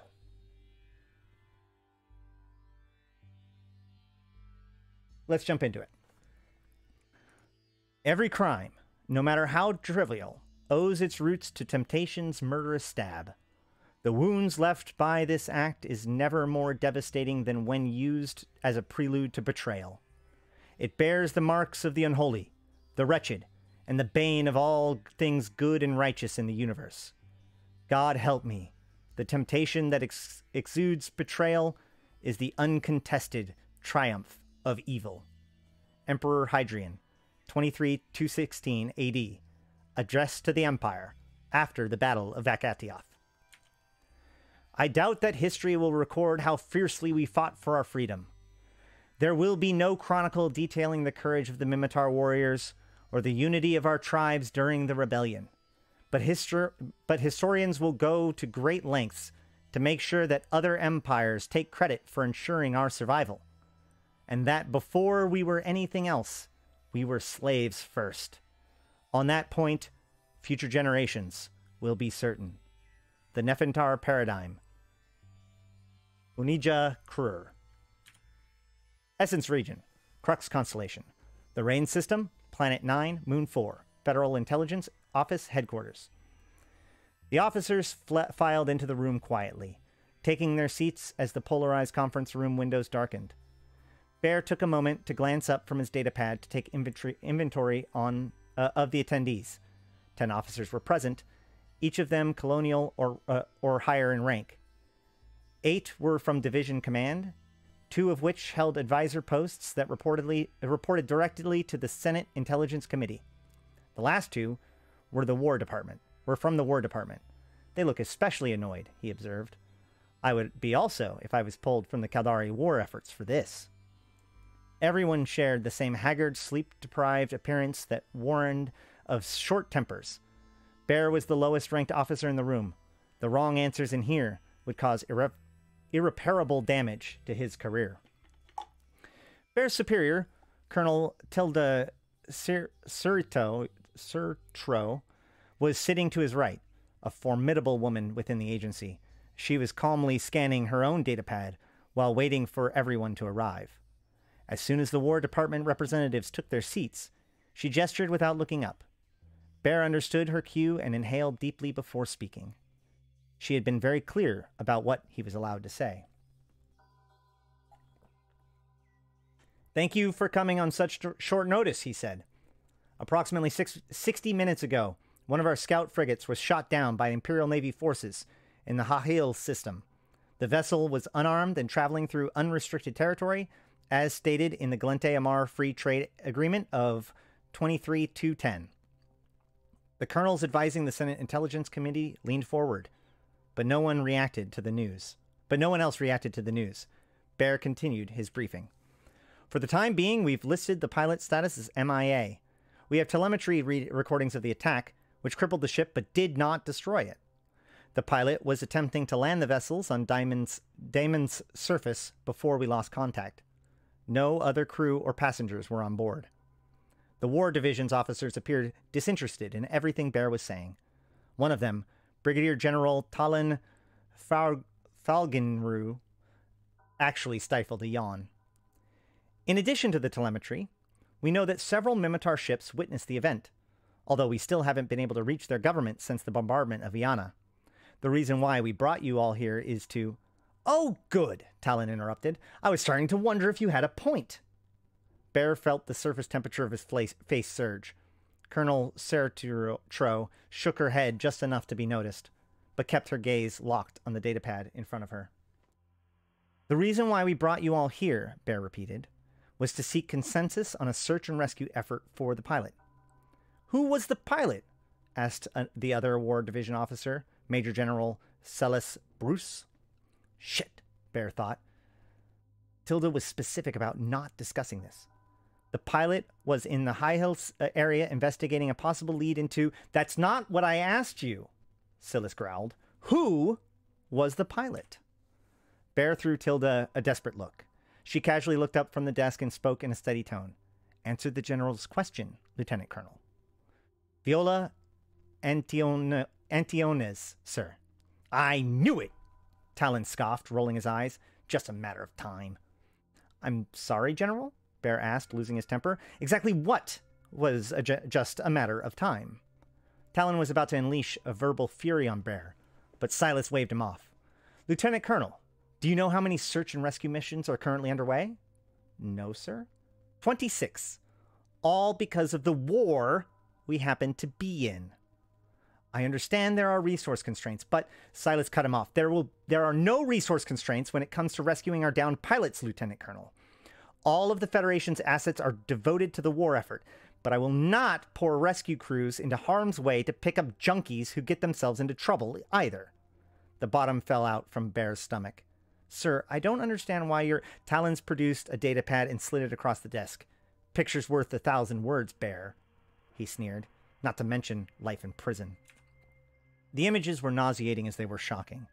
Camera footage capturing Viola taking receipts of vials from a man whose face registered as with the FIO criminal database as a member of the Serpentis drug cartel. Interactions with known felons or their affiliate organizations carried penalties that were twice as harsh during war than in peacetime. The fact that she was also a federal agent meant that she could technically be charged with treason. There's a lot more where this came from, Talon said. That scumbag in the picture is going to get some leniency in exchange for his cooperation. Can't... I think I'm back.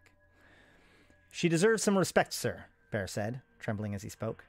Her contributions to the agency are profound, and I won't stand for her... Sit down, Bear, Silas ordered, and don't open your mouth again until you're asked. God damn it, Viola, Bear thought, sliding into his chair. I could have helped you. Why didn't you tell me?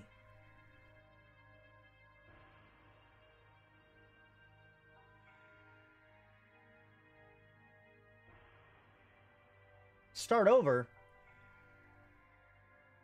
Hold on. I don't want to start over. What's going on?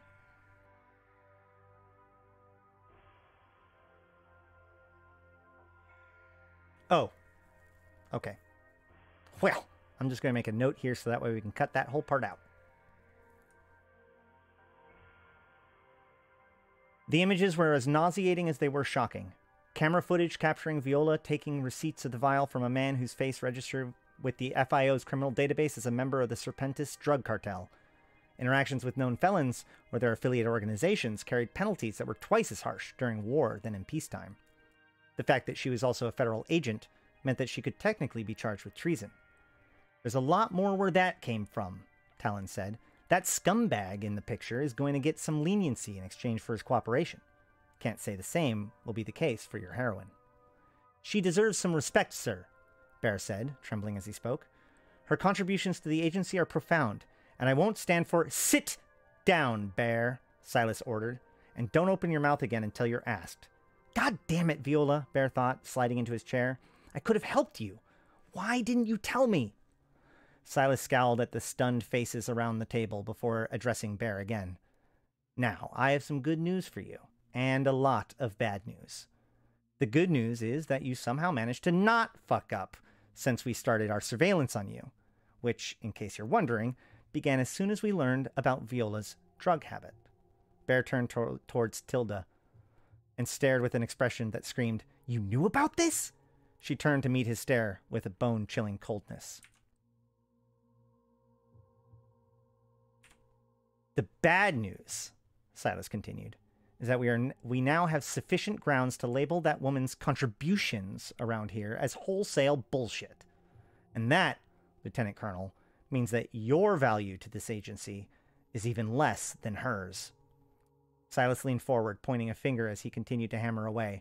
For your information, that loud-mouthed junkie bitch was going to be arrested the next time she docked anywhere in Federation space. And then I was going to see to it personally that she was thrown in jail for the rest of her life. Now, I'm only going to say this once. There will be no search and rescue for that woman. The Amarians get a free pass with this one, because I really don't give a damn what a GAFTA has to say. She has absolutely no reason to be anywhere near Diamond, or anywhere else in Amarian space, period. Is that clear? Bear just blinked back at him, half stunned, half furious, and wholly incapable of speaking. I'll take that stupid look on your face as a yes. Now, Does anyone else in here have anything important to say? Or can we go back to fighting the Caldari? There's no answers from anyone.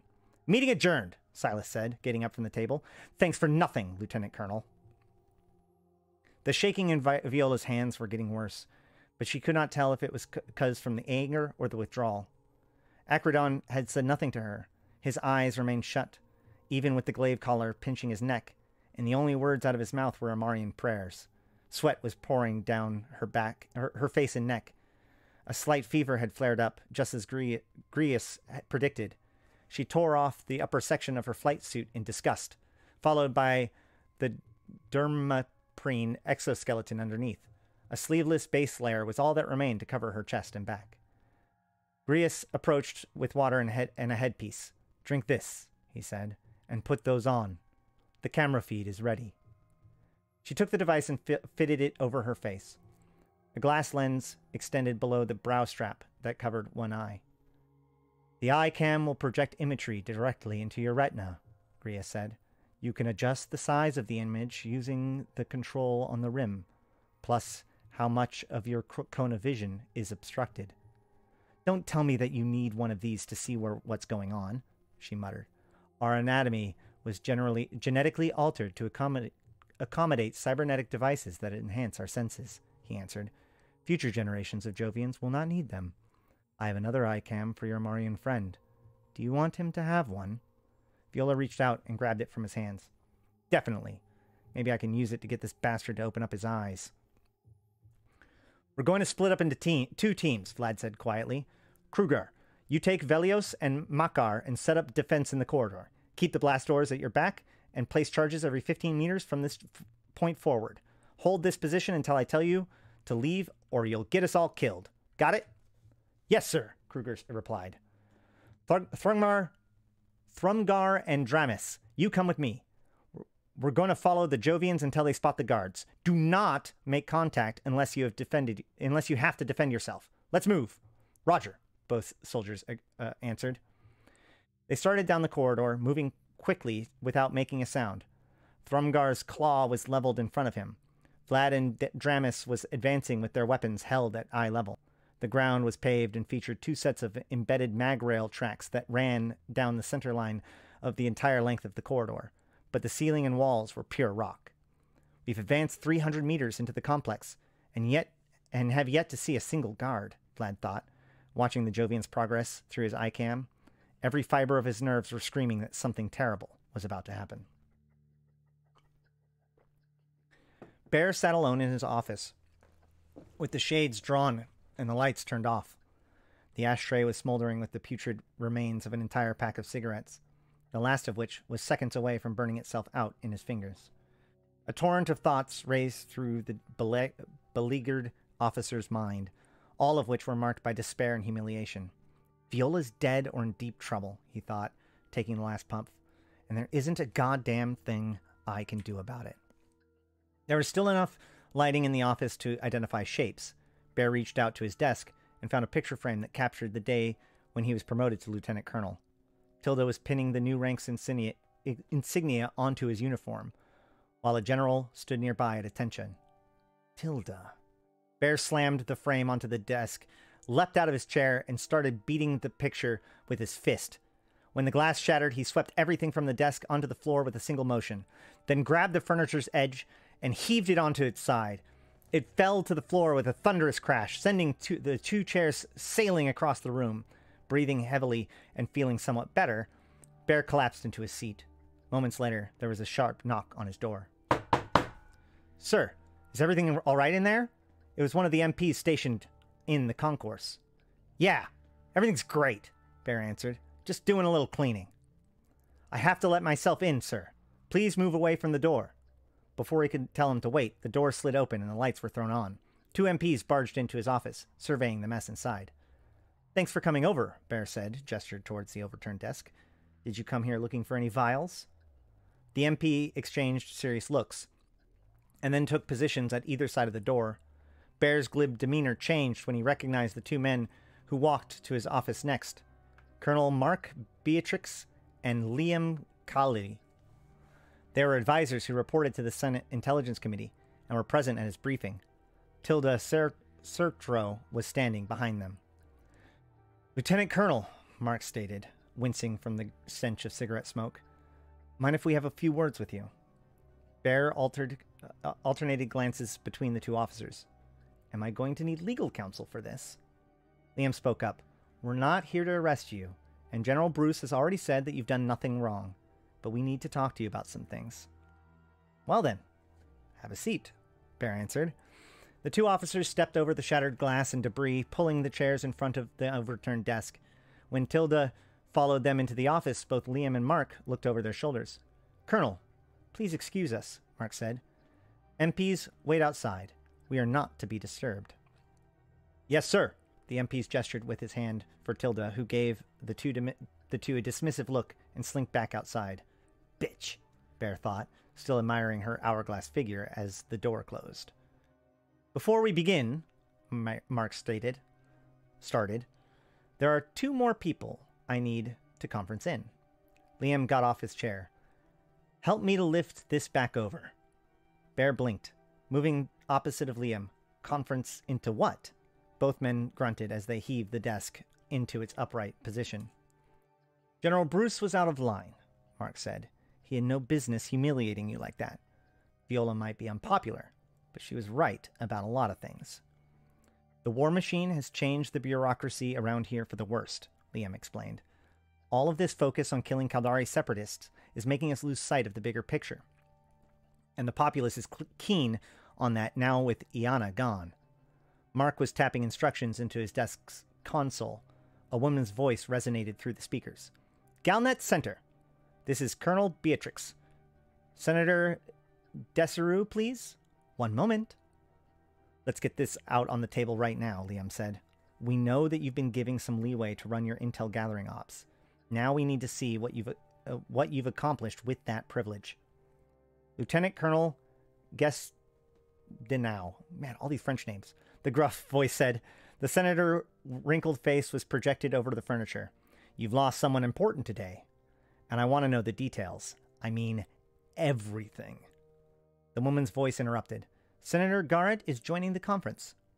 Good afternoon, gentlemen, Lieutenant Colonel, the younger voice said, nodding. I'm aboard the Federation cruiser Venture.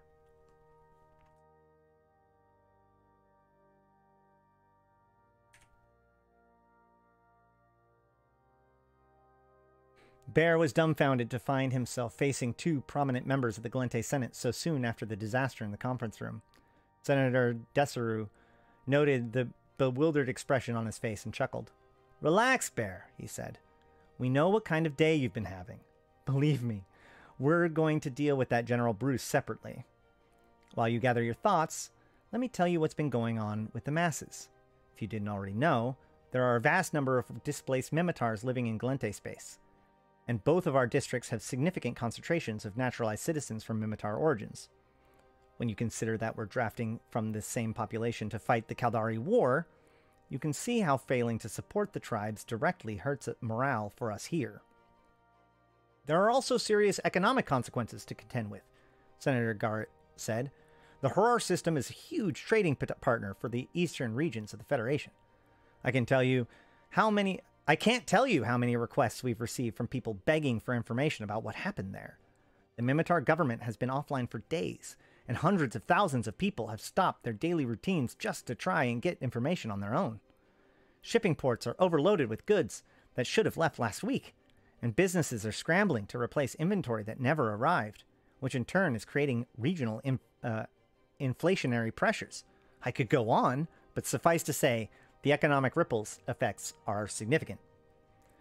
We are winning the Caldari War, Senator Deseru said, and the populace has already become complacent with our success.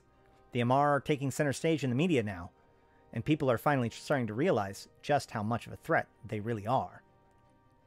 We want to help the Mimitar directly, Senator Garrett said, and for now, I'll define help as everything short of sending troops. General Bruce was only half right when he implied that our resources were devoted to the war. That's definitely true with our spaceborne assets, but not our planetary equipment.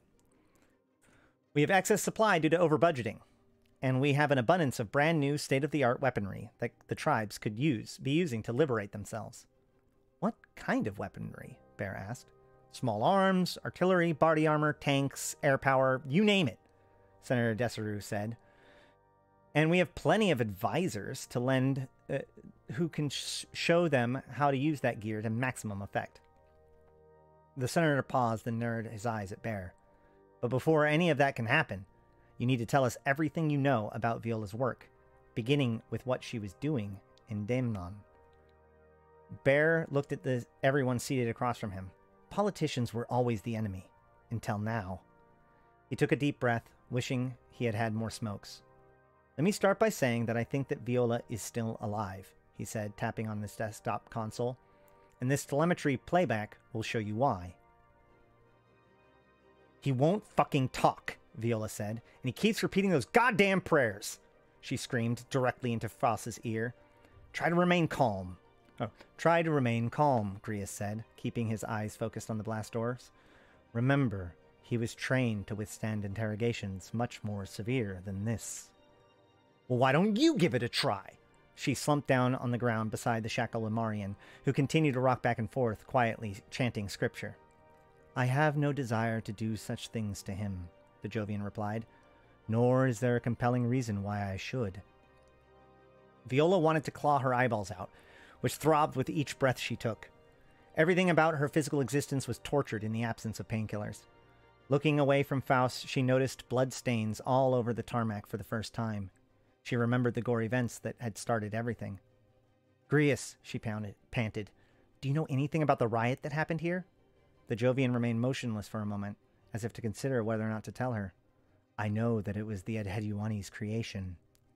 Viola was trying to keep her voice steady despite her shivers. How did they start it? Was it because the elders that were brought here? They activated a sleeper agent, Grius answered.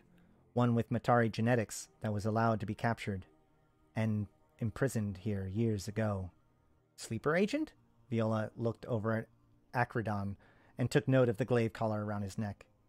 They were placed throughout all the empires, and none of them are aware that they are agents. How is that possible? Viola exclaimed, easily irritated at everything Grius said.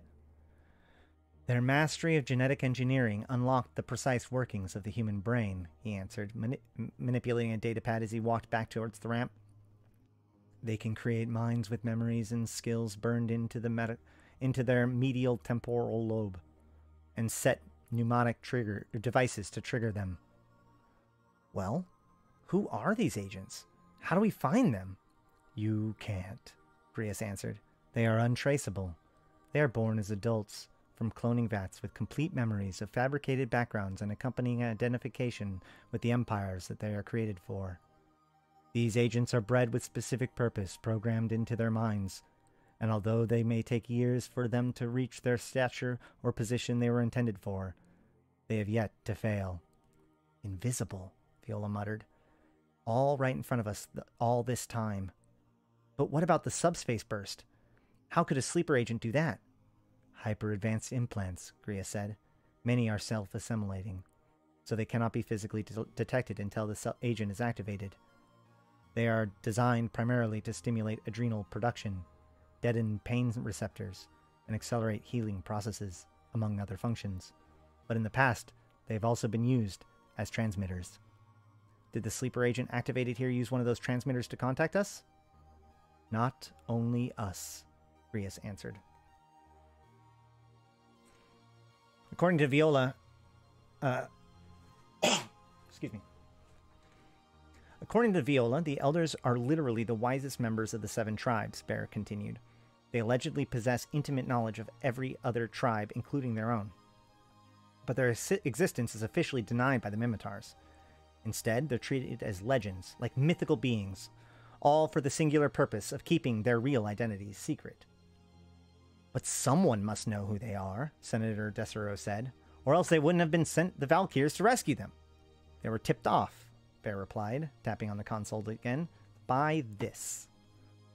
The men watching as the recorded ambient readings detected by Viola's Atron spiked across the subspace gamma and X-ray bands, then faded back to normal. Look at the time on the mission clock. That burst originated from Demnon, and it occurred within minutes of 2 key events. One was the prison riot inside of the mining complex, and two was the reported disappearance of the Apostle Taj Rukan and seven other high priests. Care to guess where they eventually found the bodies? Don't tell me Demnon, Mark said. Correct! And here's the worst part. The Amarians think Viola is responsible for their deaths, Senator Garrett said, leaning back and rubbing his temples. Exactly, Bear said. Viola's ship wasn't even armed, but the burst is what lured her to Demnon, probably thinking it was a clue about the Elder's location. It seemed likely that the same burst was recorded by the Amarians and the Mimitar, but at completely different messages. But who sent it? Senator Garrett pleaded. And that still doesn't tell me who else knows about these Elders. That, Bear answered, is where Viola's theory about the Order becomes relevant. The Order? Senator Desarusa asked. Who the hell are they? How did they take control of my ship? Viola asked, shivering through freezing, but glistening with sweat. And those voices in my head, when they were talking, I felt so violated by it.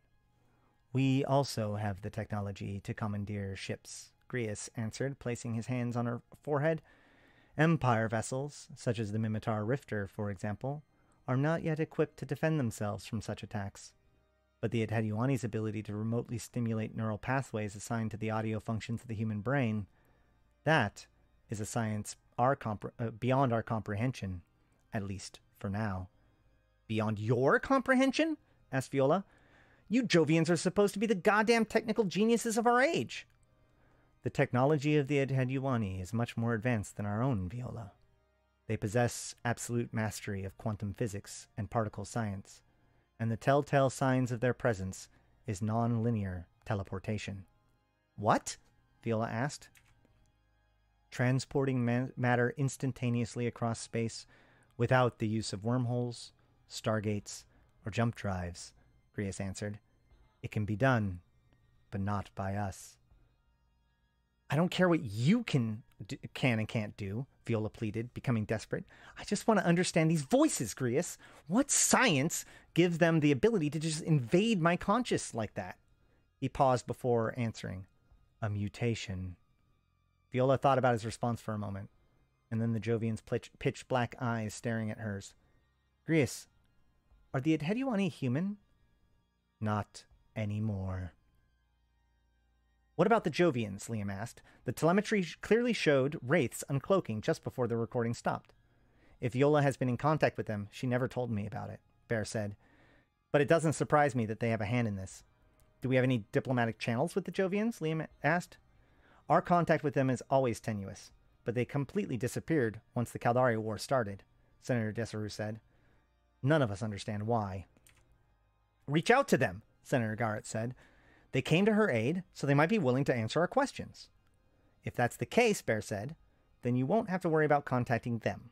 They'll come to us on their own time, after they get whatever they want from Viola. I've heard enough, Senator Garrett said. I'm going to Demnon right now, and I'm not leaving there until I find out what happened to her. Bad idea, Bear said. The High Health system is blockaded by Amarian warships, and they're hunting down remnants of the Valkyr fleet. You'd be flying into a firing range. Don't do it. I concur, Senator Desaru said.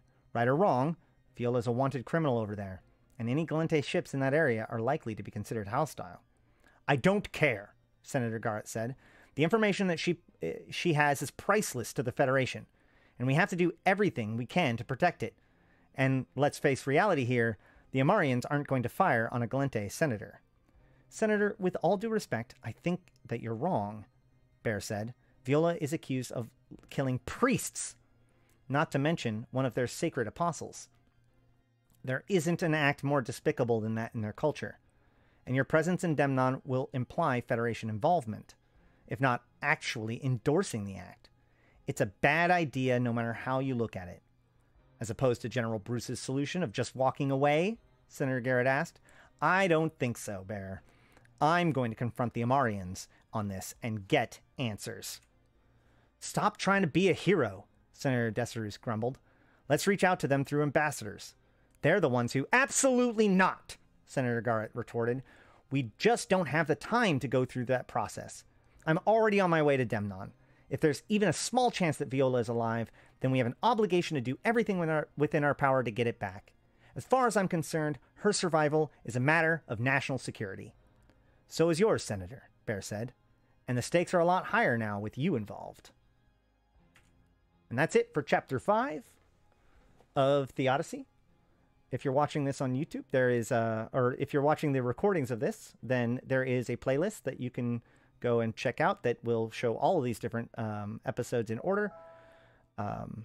But for the live show, we will be moving on to Chapter 6. I'd like to thank everybody for watching this and enjoying the story. The lore is very important to Eve, more so now than ever before. So learning about these key moments in history, I think, is critical to understanding what is happening and to come. So until next time, thank you. I've been Ashrathi. See you in space. All right. All right. Let me drink some water first, actually.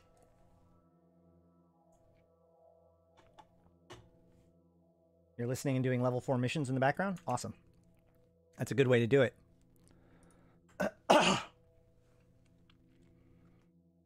I didn't get as sick as my son did, but I think I got like minor crud. So, bear with me.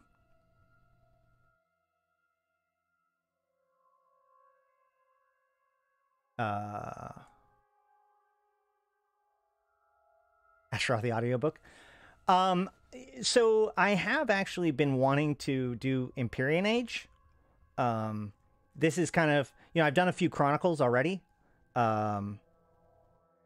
And I would love to do something more extensive than just me reading it. That would be super cool. But, you know, Theodicy is one of those things that I've been like ramping up towards doing for a long time. Been wanting to do it for a long time. And it's almost like a test to see if I can do these longer stories. But we should probably jump into the next episode. At least it's happening right now, when it doesn't matter. No, it's fine. It's fine. We're fine. It's back. Yeah, at least it's happening right now instead of in the middle of a page. All right. Danny, remind me after the show and I will double down on figuring out why that's happening. I don't see let me actually hold on a second.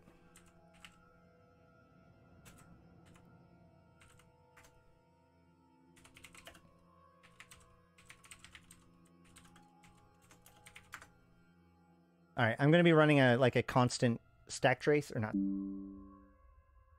Okay, so that disconnect happened without any actual disturbance of the internet on my side, just so you guys know. Like, I'm watching the ping, and that disconnect happened without any disturbance at all to my ping to google.com. So, yeah, there's something wonky going on.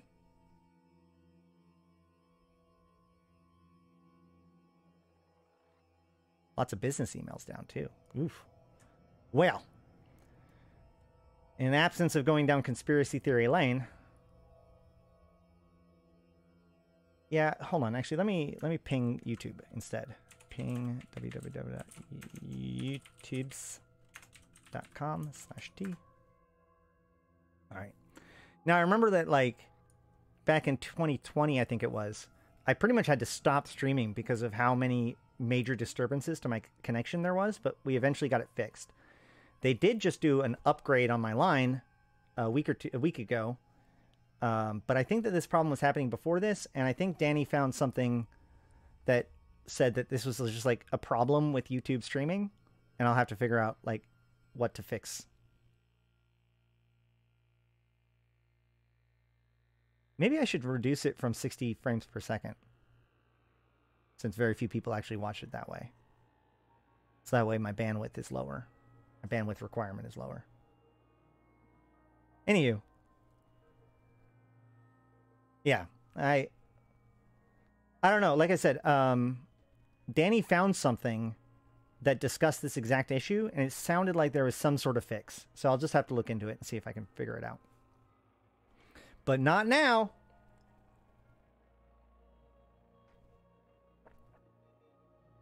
Well, so for Twitch streamers, when I was partner, I had whatever it was, multiplexing or whatever, where you could set it to whatever quality that you wanted to. So I wanted to stream as high as possible.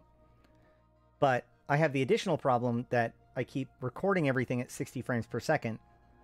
So then when I make videos like my one from yesterday, I have it at 60 frames per second as well. So yeah, I should probably fix that as well. Yeah, it's not like I need FPS for reading a story. Exactly. Yeah, we'll figure it out. I'll sort that out. Let me make a note. I don't have my notebook.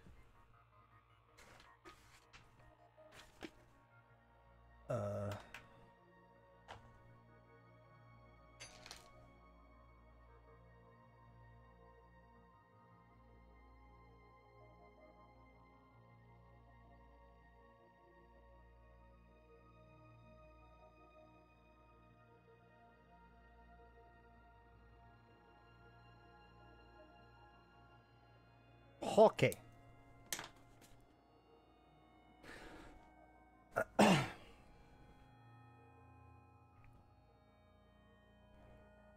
Even with tie-dye is silly. Well, tie-dye is really important, though. People that give crap to tie-dye don't realize the alternative, I don't think.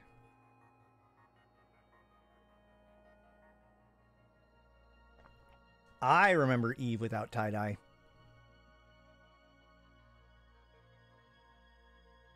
Can you read in tie-dye?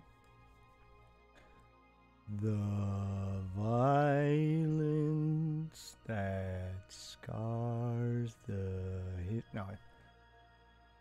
Yeah, Eve without tie-dye is black screen and crash. Okay. All right. We are jumping into chapter 6 of Theodicy. So far, this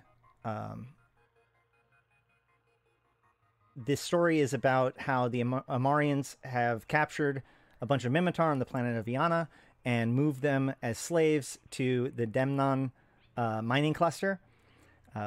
In that group was several of the elders, which are these super important yet super secret leaders of the Mimitar Republic, or the Mimitar people.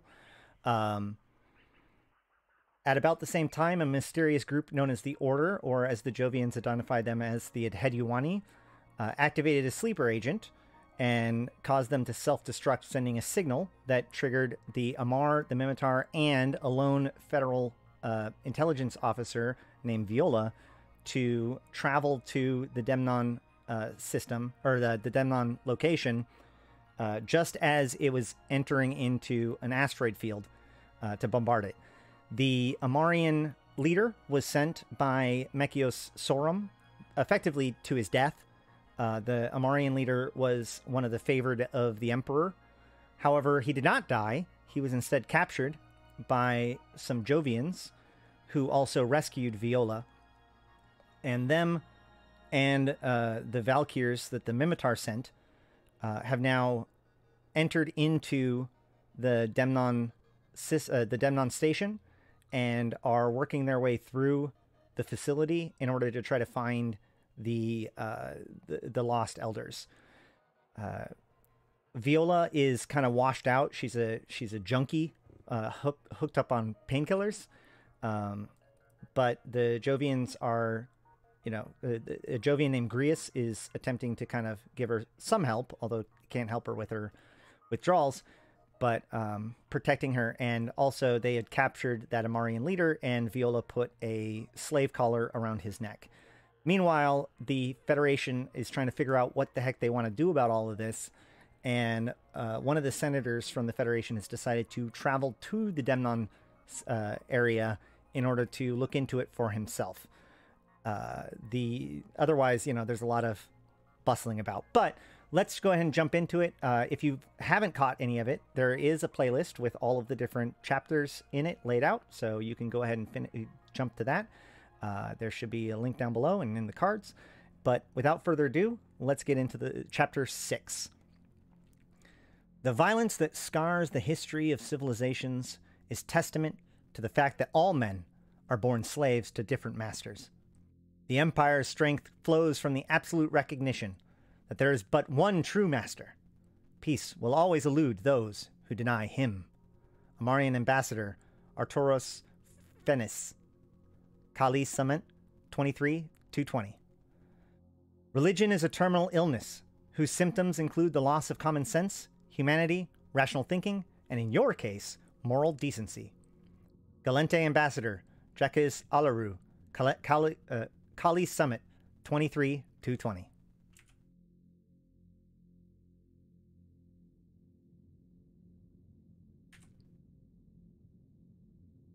Derelict Region. Agu Constellation. Hahil System. Unknown dead space location. The Hellwraith decelerated from warp, trailing long streams of plasma that coalesced into crimson spheres of fire as the crippled battleship slowed to a halt. Moments earlier, the Amarian cruise missiles detonated against the unshielded structure below the main bridge, hurling men and equipment across the command center like insects caught in a storm. Karth, stunned and unsure of his surroundings, found himself lying on the floor grating. The moans of wounded and dying crew members brought him back to his senses. The bridge was thick with the acrid-smelling smoke of burning electrical cables and littered with the debris of shattered bulkhead fittings. Karth slowly pulled himself off the deck, ignoring the throbbing pain at the back of his head and the wet sensation along his neck and shoulders. Since the first battle at Demnon, the Hellwraith had survived 5 separate engagements with the Imperial Navy. Hundreds of warships were hunting the Valkyr task force, routing them from deep space locations with relentless fury. Of the 30 Mimitar ships that first entered the Hahil system hours ago, the Hellwraith was all that remained. Engineering, Karth stammered. Coughing erupted from several men as they staggered through the bridge to man their posts again. There was a pause before the static-laced voice responded. Yes, sir? How many men were still outside when we warped? 47, the voice creaked. The warp core generators possibly killed them before we accelerated to FTL speeds. Karth remembered how cruel the decision was to warp, having been forced by the Amarian attack to trade the lives of the men attempting to repair outside for the thousands of crew members still on board. Did they repair the comms array in time? Another pause. No. And the fires? Contain. But many decks are still are inaccessible now. The engineering officer took a deep, labored breath. The main engines cannot be repaired and had to be taken offline. Attempting to power them back will only destroy the ship. Karth was feeling faint, but resisted the temptation to collapse. What about the warp drives? Operational, but with no armor left to protect the generators. One direct hit, I understand. Thank you, Lieutenant. Admiral, you're bleeding, the navigation officer said, approaching him. Aren't we all? Karth thought. I'll tend to it later. Weapons status. One turret is operational. The rest are damaged or destroyed, the weapons officer answered. Launchers 2 through 4 are online, but we jettisoned ordnance to prevent secondary explosions once the engines caught fire. Sir, that gash on your head is serious, interrupted the navigation officer again. Let the medics have a look. I said I'd tend to it later, Karth snapped, falling to his knees while trying unsuccessfully to support himself against a shattered console. Several men rushed to his aid. The Hellwraith will hold together, the officer said, rushing to Karth's side as the medics entered the bridge. But only if her captain stays in one piece. No comms, no weapons, no engines, no place to run. Keep the ship in hyperspace as much as you can, Karth muttered as his vision started to blur. A window for our escape will present itself sooner or later. They knew as well as I that we would die out here, he thought. The elders are gone, and so is the Mimitar. He watched as the medics knelt to lift his shoulders off the metal grating. I have what I came here for, Karth thought before blacking out again. The killer of my son is dead. Nothing else matters. Derelict region. Agu constellation. The Arnir system. Waypoint track to High Hill system. Celestis class cruiser. CFS Venture. Senator Garrett understood the source of his impassionate desire to confront the Amarians. The reckless act that he was about to commit was fueled by moral outrage, which outweighed all other considerations, including the safety of the Venture's crew. The Amarians would not dare attack a Gallente senator, he reminded himself. The notion was inconceivable, and so his conscience was at ease, knowing that the risks were negligible. He stood impatiently on the bridge, watching the warp tunnel dissipate, while the officers stared nervously at the tactical display. Exactly 50 Imperial Navy warships were in the Arnir system, and by the time the Venture's warp drive shut off, half of them were plainly visible through the forward bridge windows. Several Amarian frigates immediately left their orbit around the High Hill Stargate and turned towards the Venture. "They're hailing," navigation officer said, linking to intercom. "This is Vice Commodore Armistice Tedis of the Imperial Navy. The High Hill system is quarantined by order of the Holy Emperor. Stop your engines immediately and prepare to be scanned. This is Senator Vale Garrett of the Gallente Federation. I will not stop my engines. You have no jurisdiction over my ship and cannot restrict the passageway of Senator Garrett. If you come within 10 kilometers of this gate, I am authorized to destroy your ship and imprison any survivors. Shut down your engines and prepare to be scanned." The Amarian frigates flew directly behind the Venture. "Navigation," Senator Garrett fumed. "Set your course to the High Hill Gate. Ahead 2/3. The officer hesitated. "Sir, I think that—" "I said ahead 2/3. Senator Desiru's voice boomed through the intercom. "Vale, that's enough. You've taken this stunt too far. It has to stop." Senator Garrett remained defiant. "Did you hear what they said? They just threatened us with lethal force. Us! And this after they shoot down an unarmed Federation pilot. We will not back down. And I will not cede to their outrageous demands. Navigation, set your speed to 2/3 of maximum velocity or I'll come over there and do it myself. Vale, this is insane. My ship, my command!" Senator Garrett interrupted, just as the ship started its acceleration. One by one, the 4 Amarian frigates started to target lock them, and then the rest of the Imperial Navy ships, mostly battleships and cruisers, did the same. "Senator Garrett, this is your final warning. Stop your engines and prepare now to be boarded." "Boarded?" "Now you listen to me very, very closely," Senator Garrett growled, watching the range counter on the forward display start to decrease. "I am a Gallente Federation senator, and I am here to recover the Federation pilot that your forces shot down over Demnon. That was an unprovoked attack of war, and this is your last chance to salvage the peaceful relationship that exists between our two nations. Now, you will let me pass, and you will assist me in the search for the pilot you attempted to murder in the High Hill system." Every crew member on board of the Venture held their collective breaths, waiting for an eternity to pass before the range counter decreased to the 10-kilometer mark, and then continued onward towards 9 kilometers. The 4 frigates trailing Venture suddenly activated stasis webs, instantly forcing the cruiser to a dead stop and sending the occupants of the bridge crashing forward. A new voice spoke through the intercom. "You bear the title of Senator?" "Who is this?" Vale screamed, getting back to his feet. "Your presence here acknowledges complicity of the Federation government in the murder of Apostle Taj Rukan and his disciples. For that heinous crime, His Holiness Emperor Hadrian condemns you to death." Senator Vale Garrett's last living act was opening his mouth to object. He, along with 342 crew members of the GFS Venture, died within the next few seconds as the Imperial Navy executed the forged death mandate of Emperor Hadrian. As his corpse was mutilated by the same forces that were tearing the cruiser apart, a tiny device embedded in the late senator's stomach detonated a split second before the Venture's reactor exploded. Viola turned quickly to her left, swearing again that someone or something rushed past her. But there was nothing there except for the cavern walls far across the tarmac. Shivering uncontrollably, she continued to rock back and forth, seated on the ground across from Foss Acrodon, with her arms wrapped around her knees. Then she saw movement again, this time to her right, and shrieked as she caught a fleeting glimpse of her stalker, one of the faceless souls from her dreams. Grius! She screamed between gasps of air. Any more of you invisible freaks walking around here? You are hallucinating, he said, and your withdrawal symptoms are worsening much faster than I anticipated. No, Grius, you're wrong. I swear, something else is down there. It's just the three of us, Viola, he answered. The Mimitar pilots are with their ship, and the injured Jovian remains in medical stasis on board my own. The rest are deep inside the complex.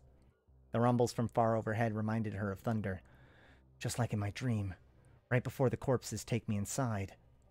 She looked at Foss, and her eyes welled up with tears. The man was still on his knees, slumped forward, barely able to support the weight of his upper body. I feel pity for this monster, she thought. I've tormented him every way I can think of, and in the end, all I feel is remorse. Viola moved closer to him and lowered her voice to a quivering whisper. I can't blame you for what you've done any longer, and I hate myself for that. We can't choose our beginnings, or the experiences that define who we are. Contact! Grius said suddenly. We have just moved past several Amarian guards undetected, and are moving into a series of caves. Our search for the elders will begin there. She reached out for the radio device that would unlock the grave collar around Faust's neck. I put this collar on you, and I regret that I did. And I'll regret that I did for the rest of my life. The device hissed and clicked. Faust wheezed, but still kept his eyes shut. Viola leaned forward and pulled the collar off, casting it aside. I didn't kill those priests, she said, as the shaking worsened and the more ghosts darted across the corner of her eyes. I can't hurt anyone.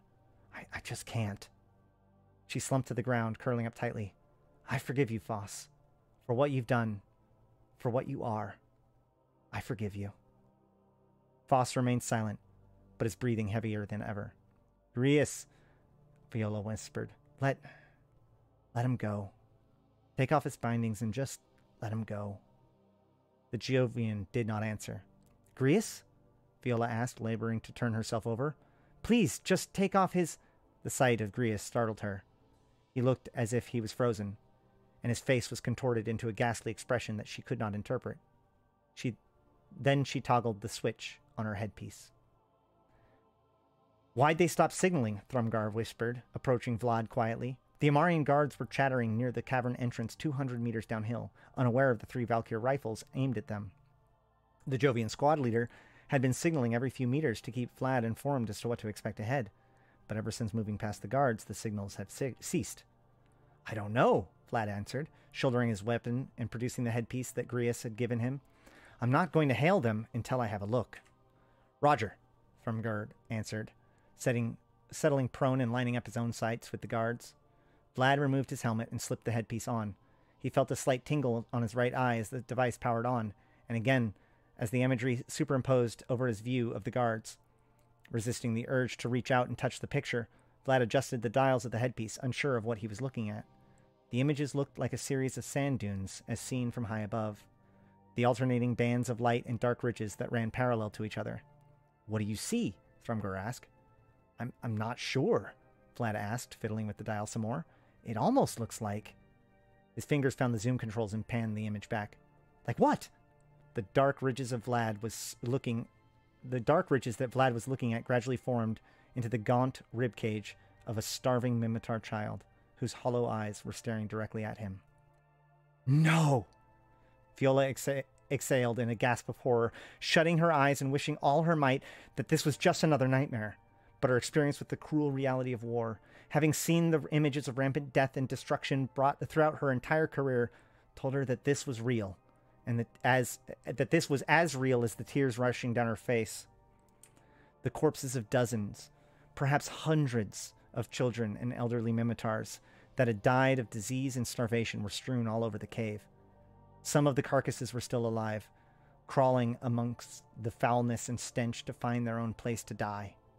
Grius appeared utterly incapacitated, as if what he was seeing struck something deep inside that he was completely unprepared to deal with. Viola slowly got up to her feet. Grius, she asked, stumbling towards him. The Jovian opened his mouth and moved his jaw as if to speak, but no sound emerged from his throat. He thought he had all the answers, Viola thought, until he saw this. please say something, she said, reaching out with a trembling hand to his petrified face. It took several attempts, but Grius finally managed to heave a single word from his lungs. Why? Slave exists for one purpose, Grius, she said, trying to ignore the whispers of ghosts in her ears. If they cannot fulfill that purpose, for any reason at all, lack of strength, sickness, anything, then they are disposed of. Grius convulsed through several more attempts to say another word. Children. Viola pursed her lips, resisting the urge to sob. Yes, she whispered. They're too small to help in labor camps, and only healthy Minotaurs are permitted to breed outside of them. She remembered hearing that Jovian embryos were grown in fetus tubes, and that the embryos were the closest approximation of divinity in their society. The tubes represented the lifeblood of their race, without which they could not reproduce. To see children intentionally left to die in this state, malnourished and dying, was likely something that the Jovians had never seen in their entire history. Do you understand now, Grius? Do you see why I want him to open his eyes? Grius looked over at Faust. He does not want to face what his soul knows he is partially responsible for. Oh, sorry. Wrong voice. He does not want to face what his soul knows he is partially responsible for, she continued. This is what I've spent my entire life trying to make others see for themselves. With a tremor, the Jovian head rolled ominously upward, and Grius stared at the sky for a moment before marching directly towards the glaive collar on the tarmac. Two of them started moving again, Vlad said, hoping that the tears resting on his eyelids stayed put. Dramus and Thrumgar remained silent. Of all the indecency and outright cruelty that the Minotaur race was subjected to, this was by far the most horrific scene that these men had ever witnessed. Vlad watched as the two Jovian soldiers finally moved away from the cave, carefully sidestepping rotting corpses and moving silently around the masked guards standing outside. But the third Jovian soldier stayed where he was. Grius' hands worked with swift precision, locking the glaive collar into place around Foss's neck and adjusting the dial on the headpiece strapped to his scalp. The Amarian was breathing quickly through his nose, as if to brace himself for the pain he sensed was imminent.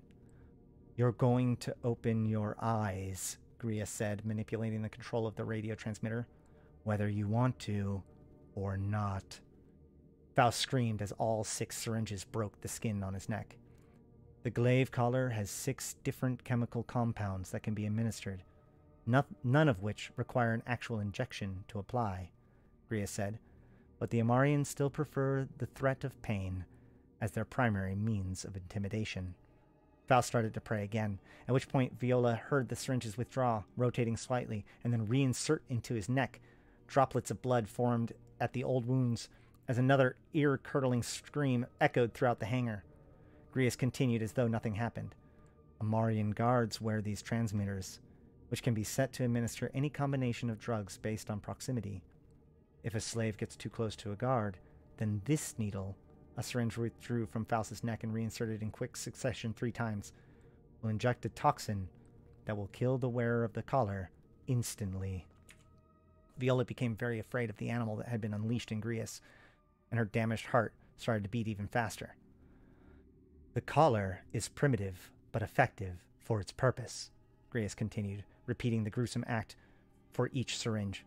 For example, this syringe injects a generic anti-infective to help curb the spread of disease within the mines.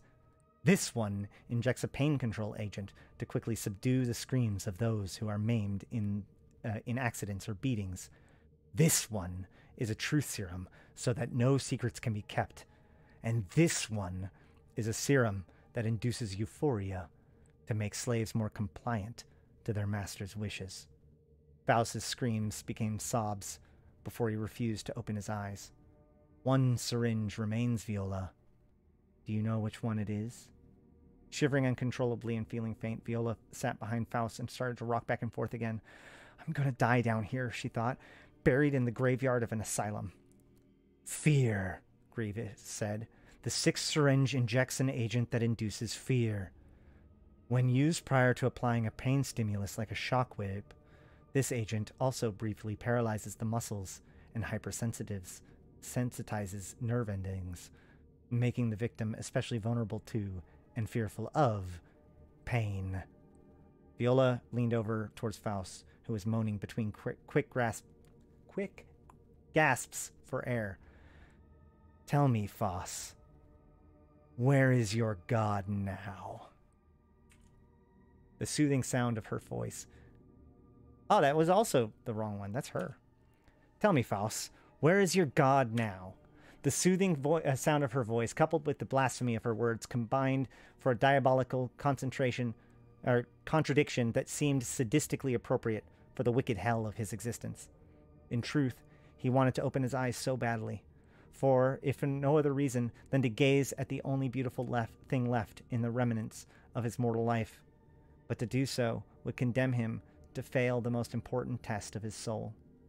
The needles piercings of his neck delivered bolts of lightning across the back of his eyelids, reminding him of the cataclysmic explosions that blossomed beneath the beams of the tachyon surface bombardment.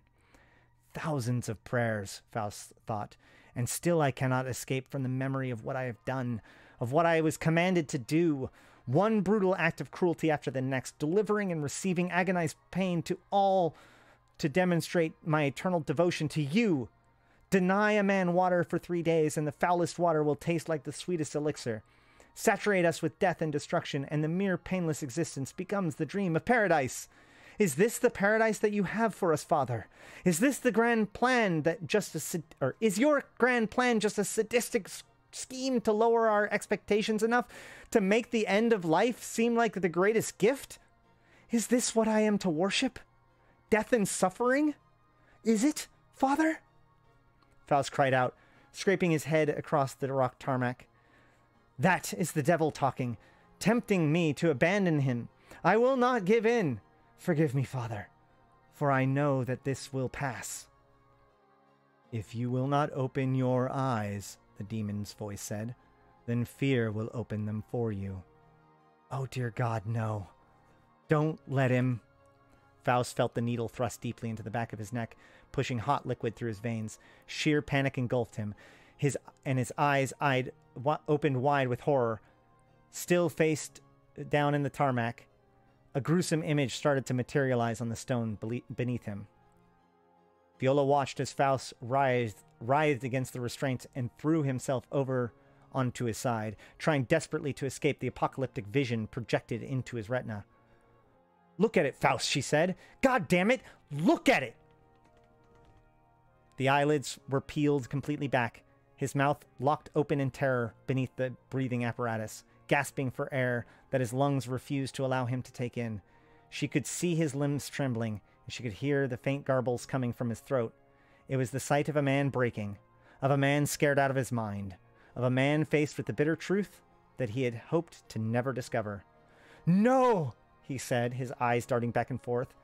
2 horribly malnourished Mimitar slaves were stacking the corpses of children into a mag rail car as Amarian guards watched, shock whips dangling ready at their side.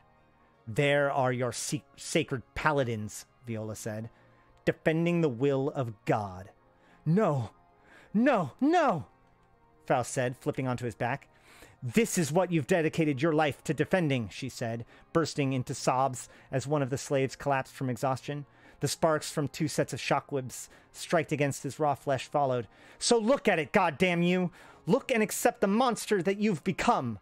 No! No! No! Faust screamed louder than he had ever before, shaking himself back and forth as though someone were physically attacking him. Viola broke down at the sight, while Grius stood by impassively, his cold, black eyes not showing any trace of pity or remorse.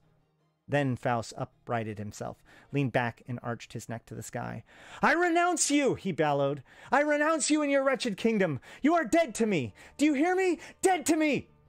The caller hissed as Grius approached Faust and removed the device, smashing it into the ground with a terrific force. As it shattered into pieces, Faust started to mutilate his own face, smashing and scraping it against the tarmac's surface. Viola reached over, straining to pull him over onto his back. What have I done? He sobbed, repeating the question over and over as blood poured down the jagged cuts and scrapes on his face. For the love of all things good, what have I done? Viola, Grius said suddenly. Switch channels on your iCam. Vlad watched as the infantry moved past several teams of slaves, blasting away at the cavern walls with their lasers. Off the main pathway into the labyrinth of half-completed metallic housing structures, stalagmites hung from the rock ceilings in this part of the complex, and unfinished power cable tracks were set into the walls. The Jovians were moving in complete darkness, aided by night vision optical equipment that yield imagery with better clarity than anything the Valkyrs ever used.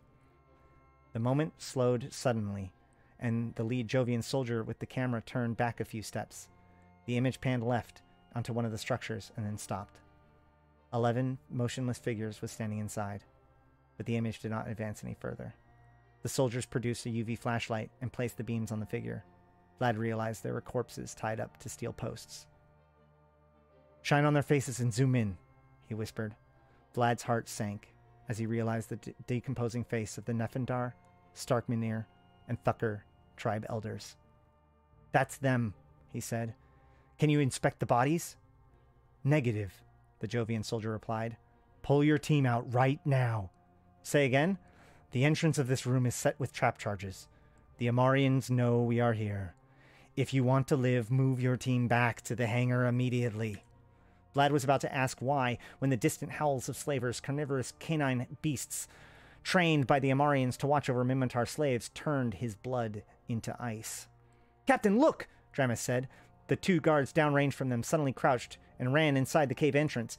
"Fall back!" Vlad said, pulling on Thromgar's backpack. "The elders are gone! Back to my ship, ASAP! Move, move, move! Kruger, do your copy!" Vlad could see muscle flashes illuminating the caverns through the eye cam as the Jovians fought for their lives against the powerful four-legged predators charging at them from every direction. "Standing by. We're coming back up. Get ready to blow the charges." "Roger." Through the eye cam, Vlad saw one of the beasts rip off the arms of the lead Jovian soldier as if it was his own. The last image to filter through was a set of razor-sharp slaver fangs descended onto the camera. "Run!" he shouted, standing up and firing 2 grenades from the rifle launcher downrange into the cave entrance. The 3 Valkyrs turned back up the hill in full sprint, and they heard a muffled thump, thump, followed by the sound of collapsing rock behind them. Distant shouts, gunfire, and the growl of beasts followed. Vlad figured that they had less than a minute before the first pack of slavers made it past the debris and caught up with them. Grius muttered in a word the Jovian language that sounded like a curse. "What's wrong?" Violus asked. "I said betrayed. The Inheduani betrayed us to the Amarians," he answered, moving up the ramp to the closest wraith. "And the meteor storm outside will end shortly. Captain Kintreb." Viola recognized the Valkyr captain's voice on the device in Grius' hands. "Not now, Grius," he panted. "Order your Rifter's crew to board my ship immediately if you want to save them," Grius said, pausing at the Wraith's ramp. "Omnicron 1, abandon ship and follow Grius," Vlad said. "Leave the Rifter now!" "Abandon ship, yes, sir," the Valkyr pilot answered. Viola looked across the tarmac and saw 2 tiny figures descend from the frigate's ramp. "Look out!" the voice yelled, followed by the staccato of automatic gunfire. Grius switched channels on the device and started moving upward quickly, speaking tersely in Jovian. Viola could hear 2 other voices in the conversation, presumably those of the 2 Wraith pilots. "Stay here," Grius said from inside the ship. "I'm not leaving. I will return in a few moments." Before she could answer, the ramp suddenly closed, leaving her with Faust. The Imperial Navy Commodore had not spoken in some time. Thromgar was mowing down slavers with his claw when the first Amarian guards got close enough to return fire accurately. Vlad loaded his last 3 grenades into the rifle launcher. "Both of you get ready to move!" he shouted as bullets ricocheted across the rock over his head. Vlad got up to one knee and fired the grenades in quick succession, aiming for the cavern's ceiling above the separate spots downrange. As soon as the first one detonated, Dramis and Thromgar jumped up and ran. Vlad counted only 2 detonations as he turned and ran uphill. The Amarian guards, directly beneath their spot where the dud should have exploded, launched his own spread of grenades. "Get down!" Vlad shouted, throwing himself face first into the ground as 3 deafening explosions buried him under rocks and debris. Fighting through the ringing of his ears and ignoring the pain in his back and legs, he flipped over and fired several bursts from his rifle back down range. "I'm hit!" Thromgar shouted, pouring machine gun fire back at the Amarians. "Fuck me! I'm hit!" Vlad pulled himself off the ground and limped towards the sound of Thrumgar's claw as it continued to thunder away. Momentarily puzzled that he was sitting upright on the ground, Vlad dropped down beside him and helped to return fire. "We have to keep moving," he said. I'll cover. You go!" "I'm not going anywhere, Captain," Thrumgar said, looking downward. Vlad finally noticed that Thrumgar was sitting in a pool of his own blood, and that both of his legs had been severed. More bullets ricocheted overhead as the dying Valkyr dumped all of the grenades from his own belt in front of him. "I think they got Dramis too," he muttered, as blood flowed from his mouth, and then he pulled the pin from one of the grenades. "Run, Captain! Run like hell!" Vlad leapt upward and sprinted as fast as he could, nearly tripping over the shredded remains of Dramis as he did. When he saw Gruger waving at him from the top of the hill, now just 100 meters away, Vlad dived into the ground once again. Thrumgar's claw stopped firing for just a moment, and Vlad thought he could hear the growl of more slavers when the grenades finally detonated. The explosion startled Viola, and the blast doors across the tarmac opened. She could see 3 Valkyrs crouching in the doorway, their rifles spitting out fire. "I can't help you until I see them," Faust said suddenly. Viola was starting to feel sharp pains in her chest. "What are you talking about?" "I want to help you," he said, looking into her eyes for the first time. "You and the Minotaurs. But I can't unless I make contact with the guards." Another explosion, much louder than the first one, startled both of them. "There's nothing I can do," she said. "Grius might be able to, but—" "Viola, listen to me," Faust said. "Whatever happens here, I swear on my life I will do everything I can to protect you. I know what must be done now, and I have you to thank for it." The Wraith's ramp suddenly descended to the tarmac. Grius stumbled down, collapsing onto the ground, and then quickly picking himself back up. The Jovian was bare-chested, and his skin color had changed from the original pale complexion to a mottled gray that reminded Viola of rotting meat. "What the hell happened to you?" she asked, just as another explosion rocked the hangar. Viola turned and saw 4 Valkyrs running towards them in the direction of the blast doors. One of them had a noticeable limp. "They won't make it," Grius stammered, ignoring Viola's question. "And neither will the Rifter pilots." Gunfire erupted as all 6 Minotaur dropped to return fire at the doors. Several packs of bloodthirsty slavers sprinted through the opening. The bolts around Faust's leg and wrist suddenly detached, and Grius grabbed the kneeling Amarian by his uniform and yanked him to his feet, and then he handed Faust back his own Imperial Navy service pistol. "Grius!" Viola shouted. On the ramp of the Wraith retracted. The ramp of the Wraith retracted, and the engines on both Jovian frigates roared to life. "Viola Antones," Grius said, taking her by the shoulders and speaking just inches from her face. "If what Faust said to you is true, then I will see you again. When that day comes, do not tell me how I met my end. Do you understand? Do not tell me how I met my end." The Wraiths lifted off the tarmac and flew into the tunnel, disappearing within seconds. Viola was too stunned to answer. "Kill me," Grius said as he turned towards the bewildered Faust. "In plain view of the guards. Quickly, do it!" Bullets kicked up chunks of tarmac around them, and the screams of the Valkyr soldiers being torn apart by slavers filled the hangar. Before Faust could react, the Jovian grabbed his wrist and thrust the pistol into his own chest. "You could save the lives of at least some of them if you act now." Faust squeezed the trigger once, and Grius stumbled backwards as the bullet passed through him. "Kill not Trafalu," Faust screamed, as the slavers stopped dead in their track, some of them with chunks of human flesh hanging from their mouths, as they recognized the command from the Amarian masters to heal. Then Faust extended his arm, pointed the pistol directly at Grius's sternum, and fired 6 more times. "No!" Viola cried as the Jovian fell to the ground dead. A pack of slavers trotted over to his corpse, growling as they sniffed the remains of Grius before snarling at Viola. A group of armed guards approached, and upon recognizing the uniform and rank emblazoned on Faust's sleeve, snapped to attention. "You're right, sir." "I'm fine," Faust said. "Are there any survivors amongst the rebels?" "One for sure," the guard scoffed, "although it doesn't look like that will last for very long." Faust narrowed his eyes at the man. "Do you know who I am, Paladin?" "Yes, sir." then you will listen to my orders very carefully. Any Mimitar survivors, in addition to the Galente woman, are to be given the best medical treatment that you have available here. They are my prisoners, to be treated as my personal property, and they must be kept alive at all costs until help arrives. Is that understood? The sight of Faust barking orders to the Amarian guards, coupled with the ferocious slavers sitting obediently at his side, suddenly melted away. Viola was once again surrounded by the faceless souls, but the demons that usually whispered to her were no longer speaking.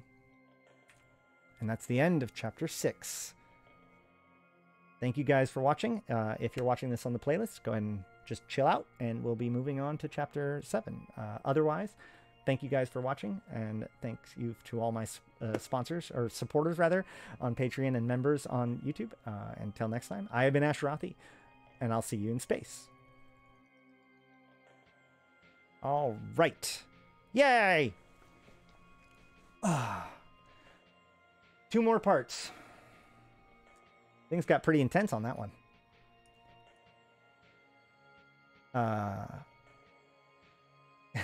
Double damn. Yeah, no kidding, right?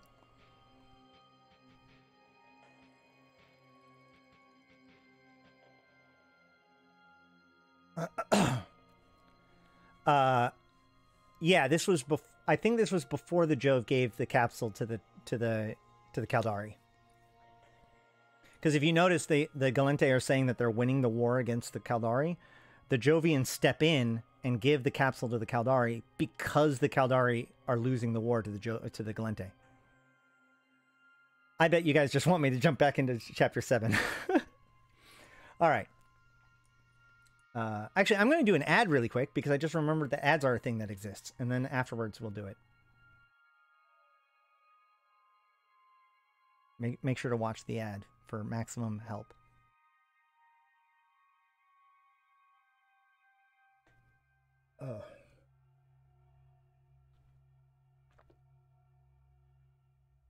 Oof.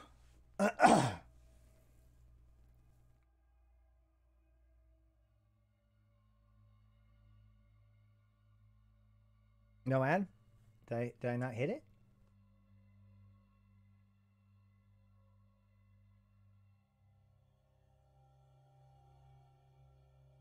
Let me try it one more time. Yeah, I don't think I hit it the first time.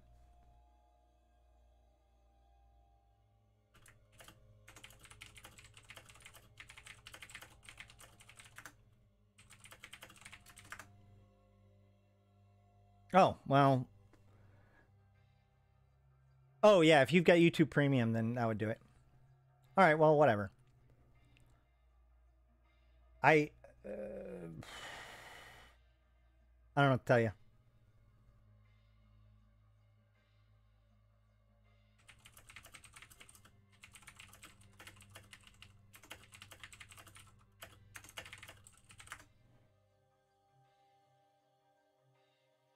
Does anybody have an ad, I wonder?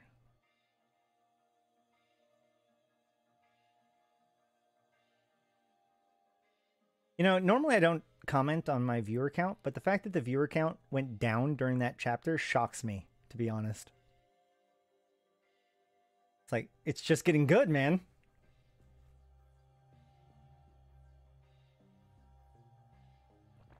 All right, Mr. Ganja Kush, you back then? Man, that reminds me, this is day 4 without any anything to smoke.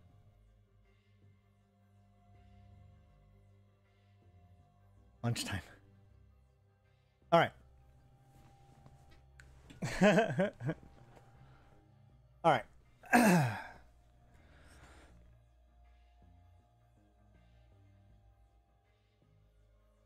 All right, we are going into Chapter 7 of Theodicy. We are getting towards the end. You can watch the previous chapters in the playlist, which should be linked down below, if you want to get caught up. But right now, everything has gone to hell. And basically, a bunch of the Mimitar elders, which are like these super secret leaders of the Mimitar people, were taken as slaves from the Iana system, or from Iana planet, and taken to this mining colony called Demnon. Then the Adhediwani, which is this like super mysterious group that even the Jove seemed to be nervous of, triggered a sleeper agent and caused him to self-destruct, which sent out a signal which lured the Amarians, the Mimitar, and a lone Galentian federal intelligence officer, washed up federal intelligence officer named Viola, to Demnon, where there was a big fight. Almost everybody died. Viola was rescued by 2 Jovian ships and brought into the Demnon station, along with the Valkyrs, the Mimitar shock troops that were raiding the facility in order to try to rescue the elders. The Amarian leader of the fleet, which was who is the favored of the Emperor, was sent here on effectively a suicide mission by Mechio Sorum, the heir to the Sorum family, where his ship was destroyed and he was captured by the Jovians. However, after some interrogation and torture by first Viola and then Grius the Jovian, the Amarian guy was, hold on, what's his name again? I don't remember his name off the top of my head. Was basically renounced his faith, and Grius had him. Oh, sorry. And around that same time, all hell broke loose, and it turns out that the elders are dead. The Valkyrs were led into a trap. The Adhediwani apparently set up a trap for all of them. And in the end, Grius appears to have had the Amarian leader shoot him in the chest, killing him as a way of kind of like giving him legitimacy in order to get him to stop the attacks. So like only one Mimitar is left alive from the Valkyr group and Viola, and Grius is now dead, and the Amarian leader is there. Meanwhile, one system away, a Galentian senator had come to the system in order to try to rescue Viola and deal with the situation. And rather than the Amarians honoring the diplomacy between the two factions, the Amarians shot and destroyed the senator's ship, and it was revealed at the last second that he too was a sleeper agent from the Adhediwani. So, without further ado, we are going to jump into Chapter 7, the final chapter before the conclusion.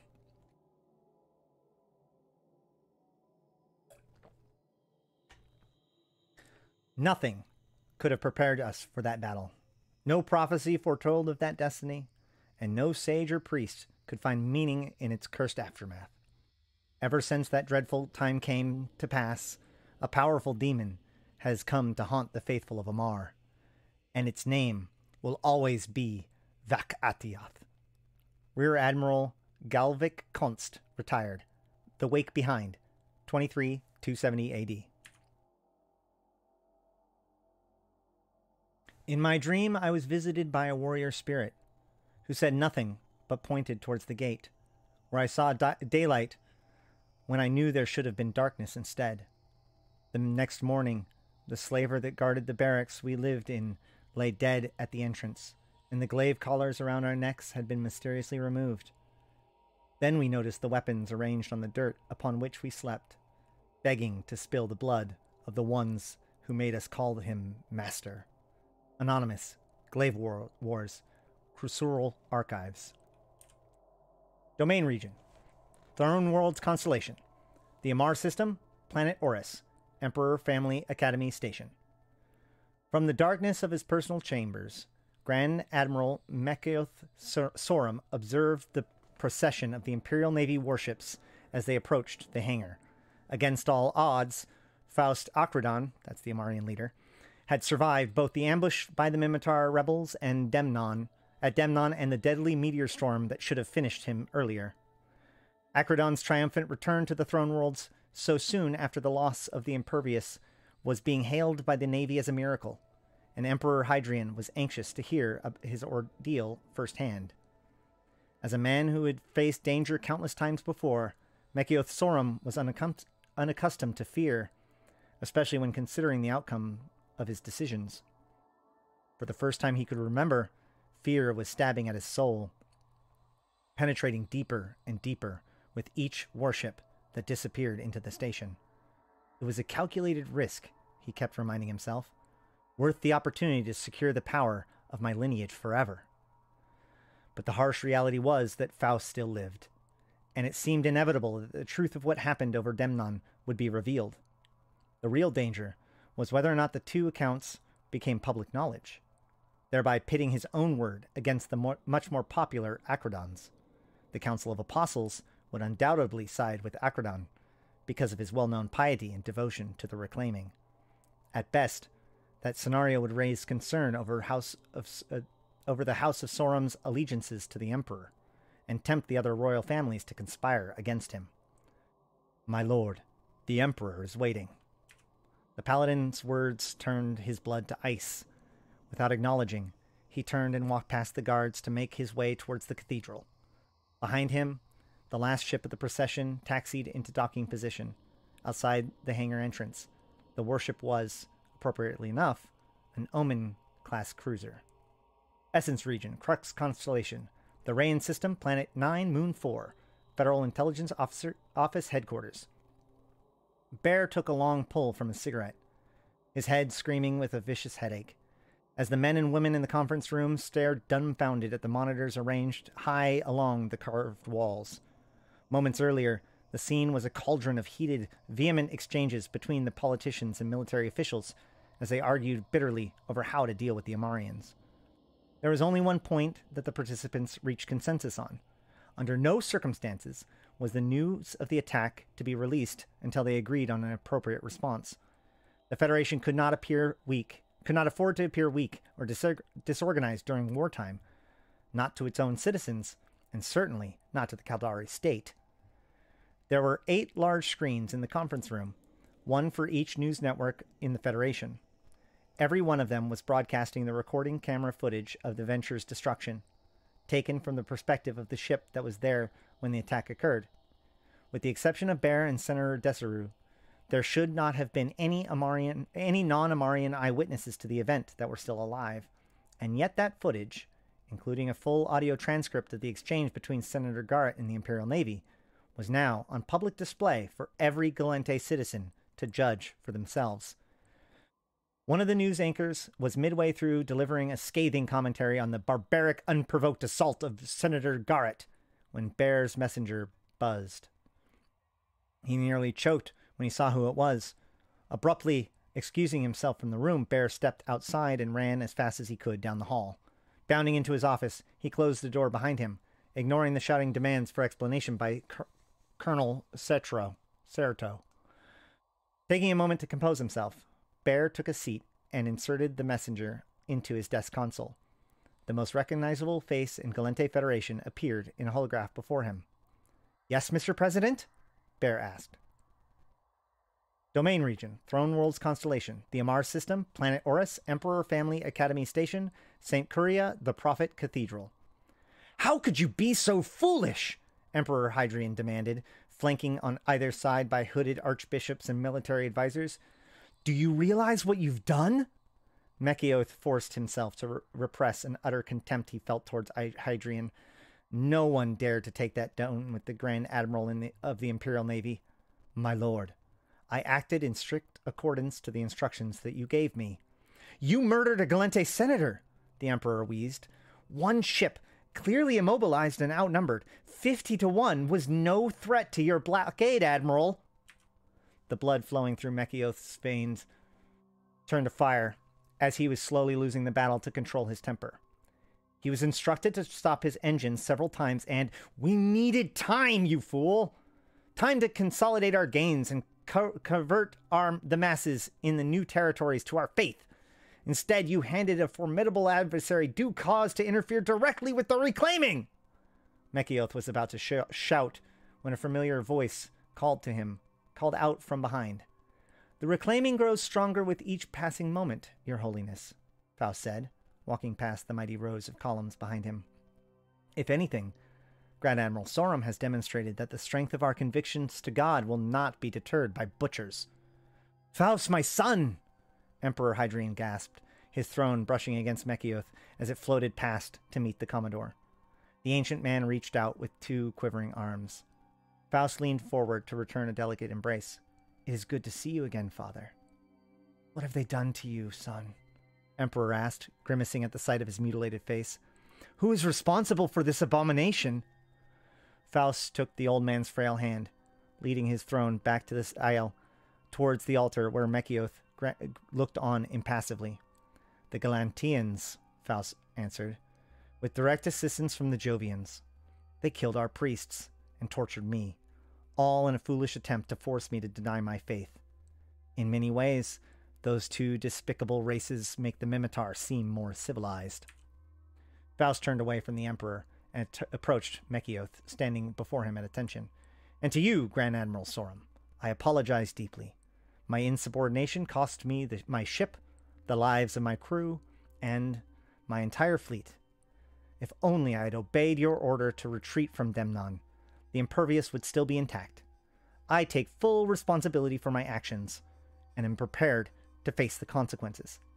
Mechioth was caught off guard, and could find no words to answer with him. What are you doing, Faust? Why are you not seizing this opportunity to slay me? Pardoned, Emperor Hadrian said, moving up the altar. There will be no disciplinary actions by order of my decree. Is that understood, Admiral?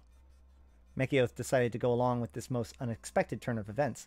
My lord, if there ever was a test of faith so harrowing and cruel as the one that this man just passed, then who am I to question him? Well spoken, Grand Admiral, Emperor Hadrian said, as his throne anchored back into place at the top of the altar. Tell me, Faust, what do you think of the Admiral's decision to kill the Galente senator? A fitting response to the murder of an apostle, Faust answered. They are animals, father. Barbaric, scavenging animals that prey on the defenseless. And the Jovians, they're barely human, and not nearly as powerful as we were led to believe. The comment surprised Emperor Hadrian. Is that so? What makes you say this? Throughout my incarceration, they kept challenging my faith, insulting everything I believed in, Faust said, looking downward as he spoke. They are godless creatures, father, just like the Galentians, blind to God's creation even as it surrounds them. And they are weak, so much so that I was able to kill one of my captors with surprising ease. You killed a Jovian? Mechioth asked. How did you do this? They bleed as easily as any other creature. When opportunity presented itself, a bullet was more than enough to dispatch my Jovian captor. So I have heard, Faust, Emperor Hadrian said. The guards on Demnon reported how easily the slavers were able to rip the Joves to pieces, despite their cloaking technology. The guards also reported that you are holding prisoners, Mechioth said, his eyes narrowing. What are you doing with them? Purification, Faust answered. Purging their demons and cleansing their souls, in preparation for their eternal service to Amar. Emperor Hadrian chuckled. Excellent! Faust, seeing you here and now and listening to your words reinvigorates my faith. Grand Admiral Sorum, share with us now your plans for reclaiming the Jovians. Mechioth hesitated. My lord, they were completed such a short time ago. Are you certain that... Have you heard nothing that this man said? Emperor Hadrian interrupted. The Jovians are much weaker than we thought. For weeks, the council have been proclaiming the urgency to purge the region alongside our borders of the heathen Jovians and their diabolical ways. At last, we are poised to rejuvenate the reclaiming by ridding humanity of them once and for all. Grand Admiral, there has never been a better time, Faust said. Have faith in your plans, for they will shatter the myth of the Jovians' power once and for all. The influence of this man on the Emperor astounds me, Mechioth thought. One moment Amar must consolidate her gains, and next she must expand her borders faster. You are so certain of this, Mechioth said, studying Faust's swollen eyes and lacerated face. For years, the Jovians have avoided direct contact with us, revealing little of themselves or their capabilities. Yet you can stand here before us, on this very altar, and say with unquestioning faith that you believe, that you know in your very soul, that we possess the strength to reclaim them? Faust dropped to one knee and set his gaze at the great statue of the prophet Curia behind the altar upon which Emperor Hadrian sat. Mechioth, my brother, my faith has never been stronger. The Jovians will fall before the might of Amar. Embrace the Lord, our Father, or be struck down mercilessly by his wrath. Vlad forced himself to open his eyes, a simple act that required an alarming amount of exertion. After a few moments, the soldier realized that he could do little else. The slightest movement produced unbearable pain everywhere throughout his upper torso, which he actually welcomed. What terrified him was that he could feel nothing in his legs, not a single hint of sensation to indicate that they were even still attached. The markings on the ceiling above him were Amarian, triggering the awful memory of how he got reduced to this physical state. The soft sound of a woman's cry filled his ears, followed by the heaves of shallow breathing. Summoning as much strength as he could, Vlad spoke. "Who's there?" There was a pause as the breathing stopped. "You're not real," the quivering voice answered. "The whispers stopped hours ago." Vlad's heart sank as he recognized Viola's voice. "It's me, Vlad. We met on Demnon." Yes, I remember now. You survived. Where are we? What place is this?" "They killed everyone, except for you and I. And then Faust took us in. I don't know where we are." A bolt of pain shot through Vlad's midsection. "Acrodon? The Amarian?" "Yes," Viola answered. "He's looking after us, trying to smuggle us out, to get us help." Vlad breathed as deeply as his punctured lungs would allow. The uttered indignity of failure, he thought. What tragedy that those slavers missed the jugular in my neck. "The elders are lost," he gasped, staring at the markings of his mortal enemy on the ceiling. "What have we gained from all of this?" "Closure," she answered weakly, "and a new beginning all at once." Colonel Sertro was still shouting outside of Bear's office, bellowing various threats of punishment for his abrupt departure and blatant insubordination when the door suddenly flew open. "Back into the conference room," Bear said. "Now!" "If you're withholding information from me," Colonel Sertro started, "then you better consider telling me right—" "Tilda, shut the fuck up and tell me and do what I tell you for once," Bear snarled. "And until this knife is taken out of my back, you better start watching yours. Keep your mouth shut when we go back into the conference room. Got it?" Bear turned away from his dumbfounded boss, stormed down the hall, and threw open the glass doors. As everyone inside turned their attention towards him, Bear noted that all but 2 of the large screens were blackened. Of the 2 monitors that were still on, the president of the Galente Federation was visible on one, and a Jovian on the other. Colonel Sertro walked in behind Bear, saw the images on the screen, and turned pale. Without a word, she took a seat. "Welcome back, Lieutenant Colonel," the president stated. "I'll get right to the point. The Jovians have approached us with a retribution plan for the Amarians. Senator Desero and the late Senator Garrett have been lobbying for a similar idea, and I think that you'll find their recommended course of action highly appropriate. After you, Mr. Grius." "Thank you, Mr. President," the Jovian stated. "As indicated to us earlier, your Defense Appropriations Committee overbudgeted for the ongoing war with the Caldari state. Senator Desero and the late Senator Garrett once proposed that the surplus of military equipment be awarded to the Minotaurs. On behalf of the Jovian Directorate, I am offering the full services of our armed forces in the delivery of the equipment to the rebels. I believe that they will now know exactly what to do with it. No additional involvement for us should be necessary." "Excuse me," interrupted Major General Silas Bruce, "but Senator Desero is out of place for commenting on matters related to the war effort, and there's no surplus of equipment as far as I'm concerned. This is a matter for internal affair, and I think we've got it from here." The president's face contorted into a scowl. "General, this isn't a war room, and the Jovians are here at my personal request." "Mr. President, with all due respect, I strongly object to the Jovians allowing the Jovians to participate in these discussions, and I think that the notion of pursuing a joint operation with them is absurd."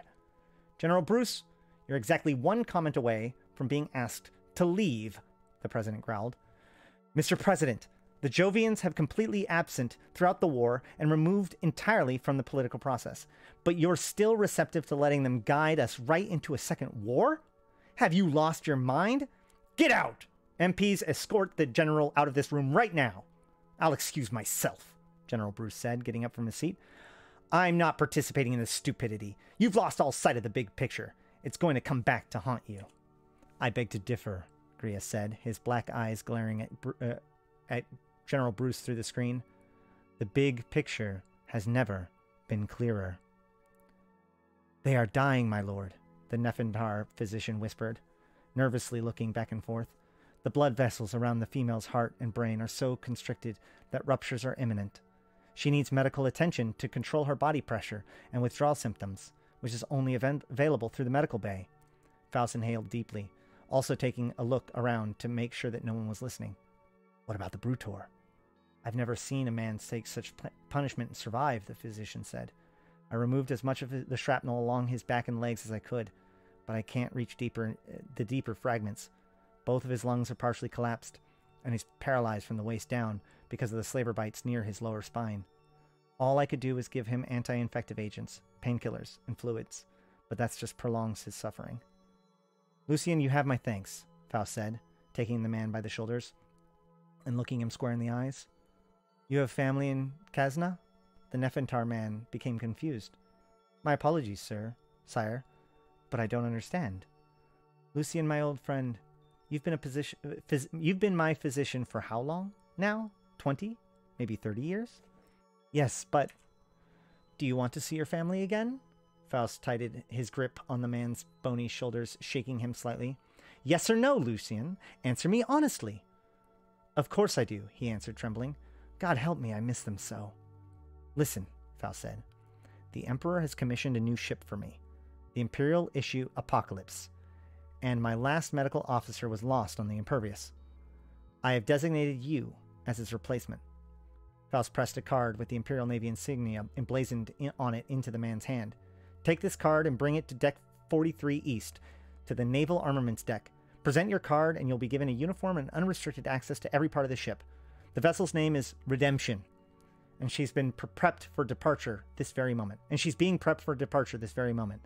this a test of faith, my lord? No, man!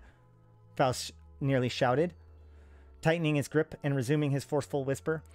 The God who made you my servant is dead to me. What I ask of you, I do of my own free will, and not because some ancient text compels me to. The man looked both horrified and amazed at once. The implications of what Commander Acrodon was doing were now clearly understood by the physician. Why are you doing this? Because everything in my life has been a lie, Faust answered, and failing to recognize that earlier is something I will regret for the rest of my life. This single act alone won't atone for the evil that I willfully embraced. But I've been wrong about everything, Lucien. Everything. The Nefintar was about to speak, but Faust quickly placed his hand on his mouth. You need to understand that there is no turning back now. If you attempt to betray me, I will destroy you. A slave's word will never win merit over my own, Lucien. Never. Faust removed his hand. Lucien considered all the facts quickly, like a good physician always does before committing to a decision that would have drastic consequences, regardless of the outcome. Tell me what I must do to see my family again. So it is settled, the president said. We will provide you with a list of stations containing the equipment to be transported within the hour. Good, Grius answered. Jovian industrials are already approaching your nation's borders and will hold until they receive final destination waypoints from you. Harbor control at each of these stations will be instructed to pass your industrials through as our own Iterons, Bear said, checking the notes. The yard engineers will load the equipment onto the redesignated industrial types and clear your departure as soon as they finish. After that, Bear exhaled, tossing his datapad onto the table and leaning back into his seat. The rest is up to you. I would like a word with the President, Senator Desaru, and Lieutenant Colonel Gesternow in private, please, Grius asked, as the rest of the people in the room exchanged glances. We have some personal matters to discuss that do not concern anyone else. Certainly, the President answered. If your name wasn't mentioned by Mr. Grius, please excuse yourself and get to work on your assignments right away. Bear watched as the group gathered their things, some with urgency, others with reluctance, and made their way towards the exit. After a few moments, Bear was alone with Senator Desaru. Viola Antones was alive as of 2 hours ago, Gria started. But her physical condition was grave, and we have not been able to determine her whereabouts since. The three of you should know that it was her efforts which convinced us to interfere on behalf of the Mimitar, and despite her imperfections, she is by far one of the most impressive individuals we have ever worked with of any race. She has restored certain beliefs we once held about humanity. Our concern for her well-being is as sincere as your own, and we will do everything we can to return her to safety. Bear felt a mix of emotions assault him as the words of the mysterious Jovian set in. Relief, amazement, admiration, and above all, vindication. You also need to know that the elders taken to Demnon are dead, and the Mimitar Republic, consisting of all 7 united tribes, will be impossible. All of the elders representing the Starkmanir, Nefendar, and Thucker tribes are lost. We have been in direct contact with the remaining elders, discussing with them how their weapons that you procured will be distributed. They share our sentiment for Viola Antones, and they asked me to relay their indebtedness to the Galente Federation for the dedication of her talents to their cause. Who killed them? Senator Desaru asked. The prison guards? It appears that the elders were murdered either during or immediately after the riot was put down, but not by the prison guards. They did not discover the bodies until after the Valkyr rescue operation was compromised. But then who tripped off the guards to their presence? Bear asked, realizing the answer right after finishing the question. The Order, Grius answered. Like the Amarian priests they murdered just to incriminate Viola, the elders on Demnon were murdered by the Order, despite all the visible indications that they were trying to help them. Wait a minute. What is this Order all about? The president asked. I'll brief you after, Senator Desaru said. It's the biggest state secret you'll wish you never knew about. Bear was stunned. Why would they do such a thing? To draw the Galente Federation into war with the Amar Empire, Grius said. The Order's immense power is a menace even to us, and yet the expanse of the Amar Empire appears to have threatened them directly. Grius stopped mid-sentence, tilting his head to one side. Please excuse me, the Jovian said. We've located Viola. Faust leapt backwards from the screen, recoiling from the image that his soul refused to accept. You should not be leaving Grius. You should not be living, Grius, he stammered. I saw you. Stop. Do not tell me how I met my death, Faust, Grius warned. In time, reanimation silence will reveal itself to the other races. But until then, we will see as demons to those who hold religion accountable for immortality. Those beliefs are dead to me, Faust reminded himself. I have Viola Antones, and the Valkyr soldier known as Vlad, he started. My notes indicate that is your intent to help them, or your intent was to help them, Grius said. Has that changed? Faust's head was starting to spin as he struggled with the reality of having a conversation with someone that he just executed a few hours earlier. Faust? No, Grius. I'm trying to help them, but they're not doing well, and I can't get them the medical attention that they need without revealing it to all the Amar what I intend to do. Faust produced a tiny disc and inserted it into the console. Pausing for just a moment, his fingers hovered over the control that would send Grand Admiral Sorum's complete battle plans to the reclaiming to the Jovian Directorate. His fingers hovered over the control that would send Grand Admiral Sorum's complete battle plans for the reclaiming of the Jovians Directorate to Grius. Event Horizon, he thought. The words he spoke to Lucian rang through his memory. No turning back. He studied the reflection on the screen for just a moment. Amar is dead to me. The encrypted data was transmitted. Read that. Grius appeared to be reading quickly, his pale face moving back and forth in twitching motions. Back at Dioth, the Jovian asked. When? It has begun already. Warships are en route to the rally point alongside the Geminite border. The Emperor himself has asked me to lead the attack. Right this moment, the docking gantries are being removed from my ship. Once I reach the Abonin rally point, my orders are to jump into Atioth's system and destroy everything in our path. Your outposts, your stations, your planetary settlements, all of it.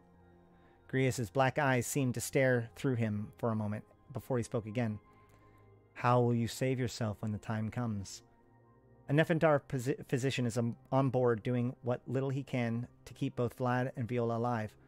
All I ask is for your fleet to spare my ship until near the end to maximize the illusion of divine leadership. When you see the cargo containers jettisoned from my ship, we'll be inside. Faust took a deep breath. And then our lives will be in your hands. Grius continued his devious, cold stare.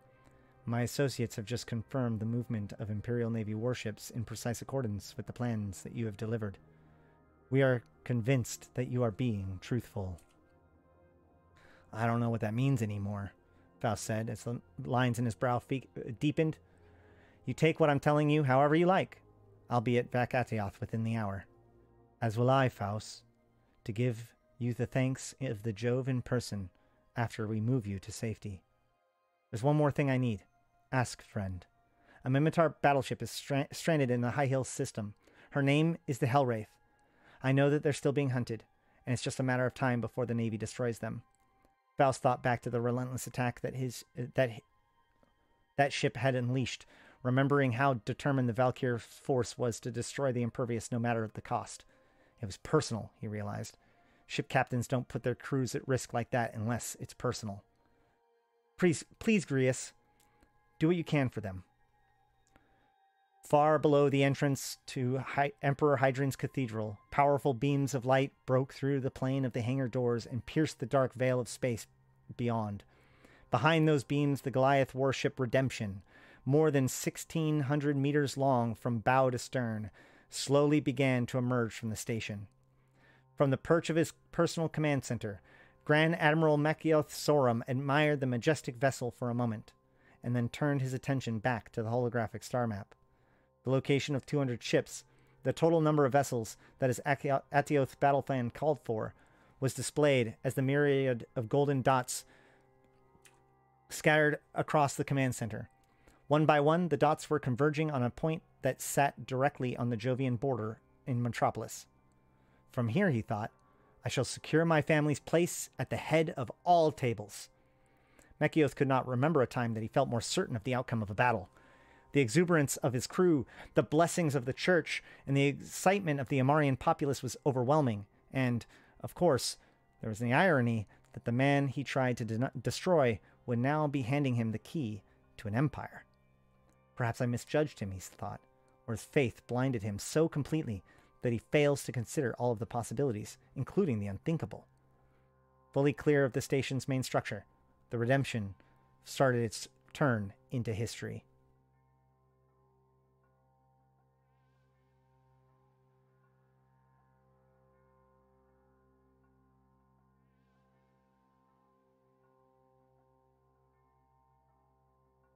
Bear found himself wandering through the great halls of the station, passing aimlessly through every section that his clearance level would allow him to.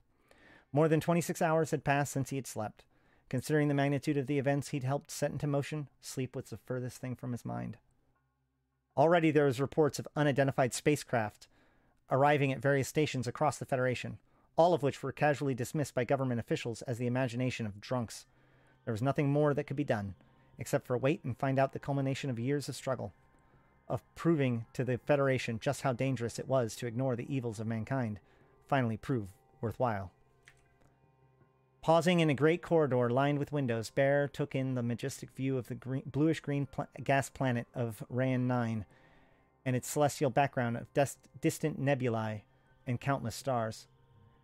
His thoughts kept wandering back to Viola, of the tumultuous past that they shared and the differences they'd failed to reconcile until this moment, when everything they believed hung in the balance. I'm sorry I ever doubted you, he thought. Lightning fired across the blackness again, and Vlad could feel the muscles of his face reflexively wince from the pain that awakened him.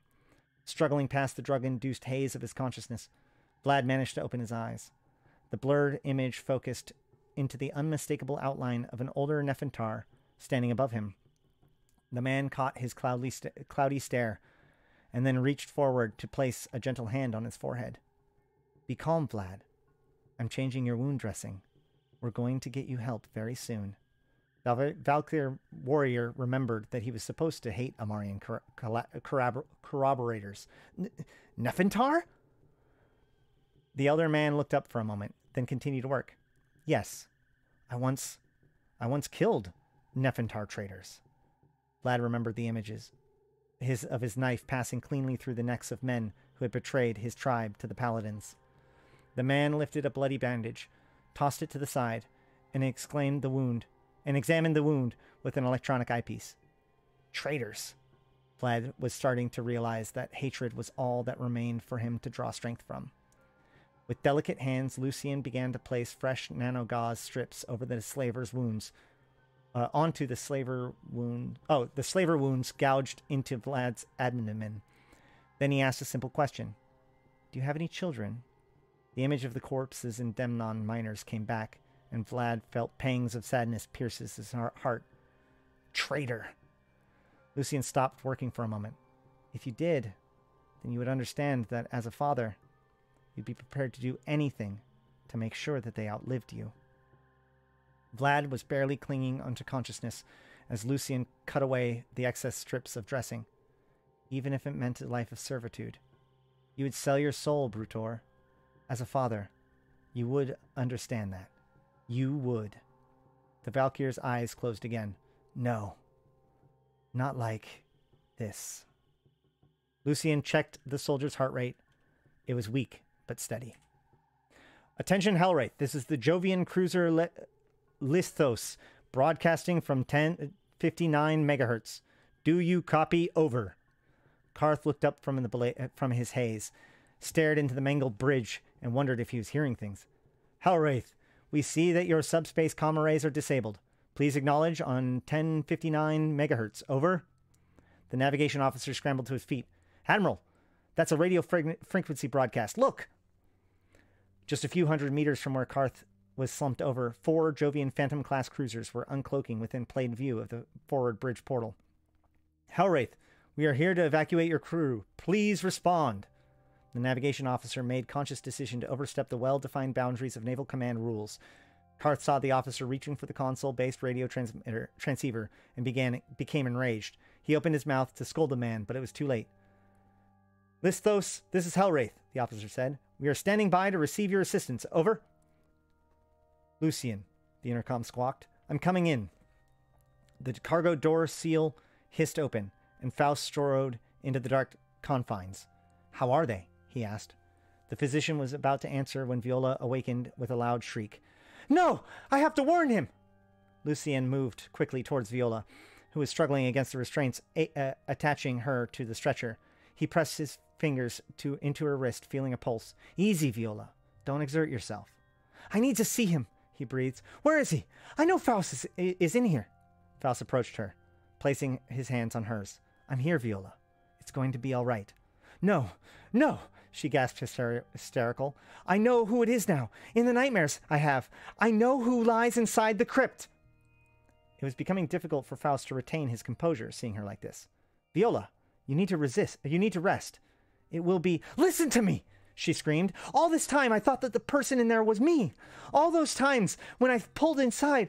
But now I know it was not me at all. And I'm scared of what they'll do once I tell him. Shh. Be still, Viola, Faust said, feeling such a strong compassion for her that it was nearly unbearable. It will be over soon. We are getting you help. The demons! Can you hear them? They're whispering again. Faust, they don't want you to know. Don't want me to know what, Viola? They don't want you to know it's you. All this time. You! Faust stood at the bridge of the Redemption, observing the perfect formation of the Imperial warships stretched across the staggered line nearly 60 kilometers long. His bridge officers stood at rigid attention by their post. The junior officers in the trenches below him remained fixed on the screens before them. This is their great moment, Faust thought. Men who dreamed of a day when they would serve under the command of the greatest Navy hero in Amarian history. Paladins whose faith in God blinds them to the fact that they are following the orders of a fallen angel, of a traitor, whose betrayal will eclipse all others in the history of our race. Though outnumbered 2-1, The Jovian fleet amassed directly across from them remained motionless. Defiant, Faust thought, repressing the urge to smile. Daring us to strike first. Those Jovians have much more heart and emotion than the empires give them credit for. Weapons, Faust commanded. On this day, God will abandon Amar's side. Yes, my lord. And stand firm with the Mimitar. Assign turrets 1 through 7. Radio crystals. Designate target Omega 1. Target Omega 1 locked. Faust allowed himself to smile. For the Emperor! The entire bridge replied in emboldened unison. For the Emperor! For Viola, Faust thought. For restoring my sight. Fire! And that is it for Chapter 7. Thank you guys for watching. If you're watching this on the playlist, go ahead and keep on watching. But don't forget to like and comment and do the subscribing stuff before this little speech ends.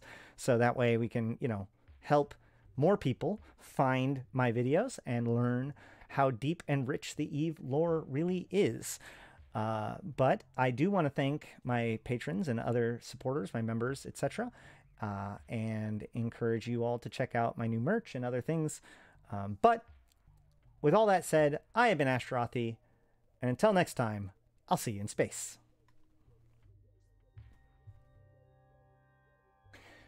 So, Danny, every time there was an issue, I've hit the bookmark button.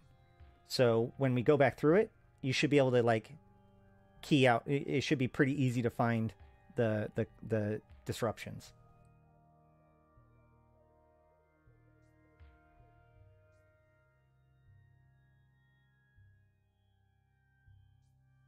All right. I'm going to just jump straight into the epilogue because it's already or whatever time it is. Whatever time it is local in Eve. What is it? 21:31. So I need to go in like a half an hour. So let's go ahead and make sure that we can finish it. No food, please. How long of a break do you need, Solstice? Can I run an ad and have you back in 2 minutes? Is that going to work? How come you get to eat but not me?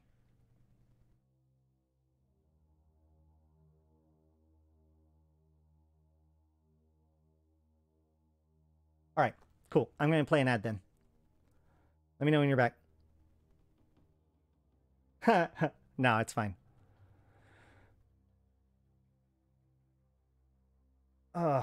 Whew. I can eat when it's over. Man, this story's good.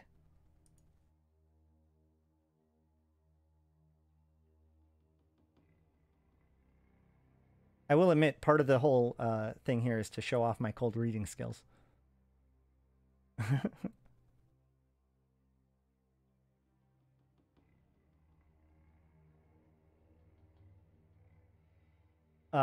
Oh, shoot. There was something I wanted to point out in all this. Now I can't remember what it was. It was towards the beginning. Let me go look.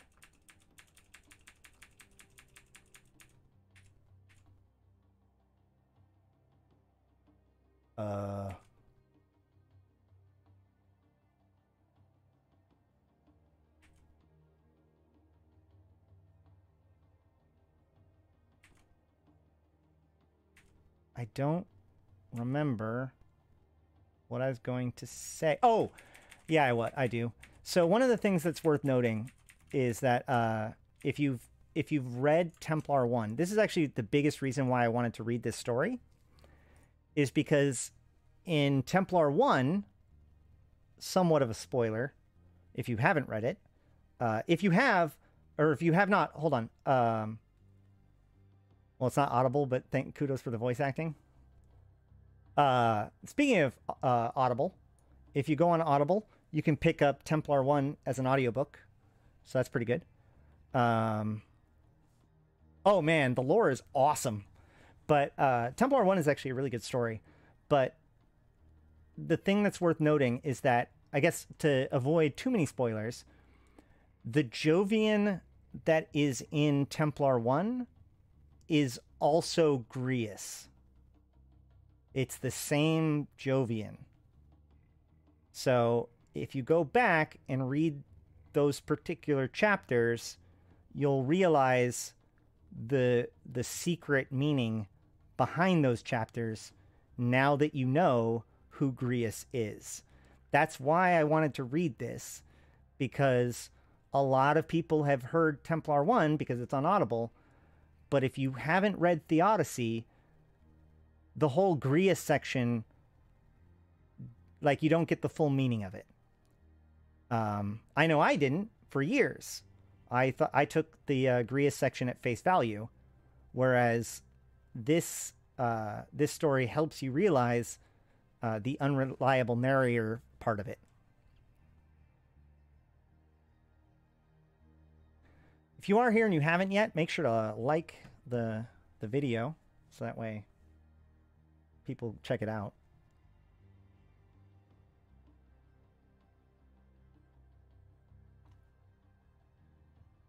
And if you aren't aware, I've been hanging out a lot in the rookie chat, helping people out,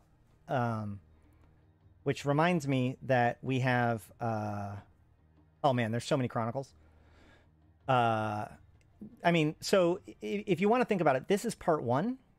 You know, this is the first part of a trilogy. If you want to think about it that way, it goes Theodicy, Empyrean Age, Templar 1. They're all written by the same dude. He also wrote one other story, which I can't remember its name right now. Hey, awesome. Awesome. So, you know, make sure to go to the lore portal. I have my own personal lore portal, but the universe lore portal is really, really good. I just realized that maybe my bot is not on yet right now. I don't know. We'll find out. At any rate, my point is that if you go to my YouTube channel, I have, or if you check out my main channel, there are several playlists. I need to curate my playlist better still, but either way, one of the playlists is a training. Oh, hold on. I just realized that's the wrong window.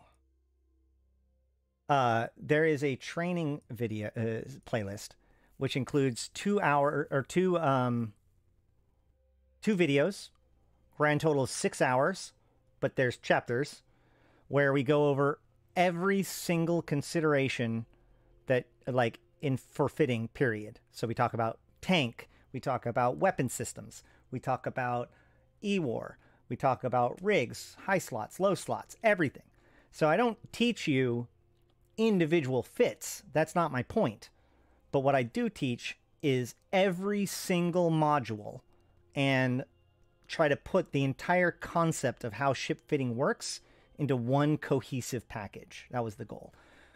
It's been very popular. People like it. And if you haven't checked it out, I recommend you do. And like I said, there's chapters, so you can just go and check out the play. If you're like, oh man, I need to learn more about mid slots, or I need to learn more about E-War, or I need to learn more about lasers, like, you can just hop to the section that talks about that. Let's see.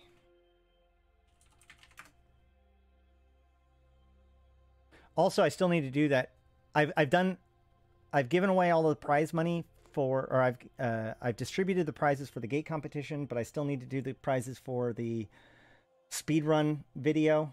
If you haven't yet, go to the speedrun video and make sure to put a comment. One person will win 200 plex, and then I will do more contests. Probably tomorrow. Oh shoot, I did it again.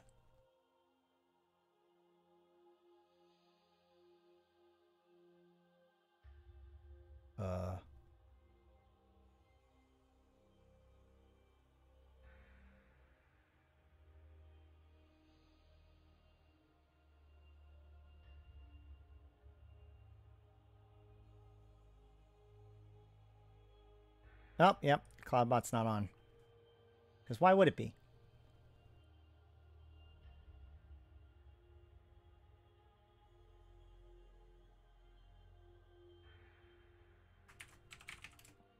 Ah.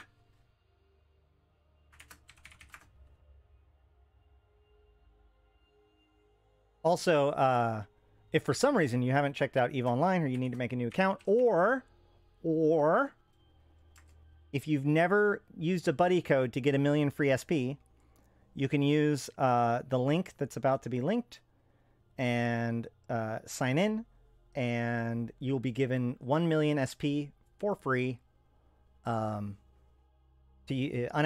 to use in any way you want, which is about 40 days of alpha training. So it's a pretty cool thing.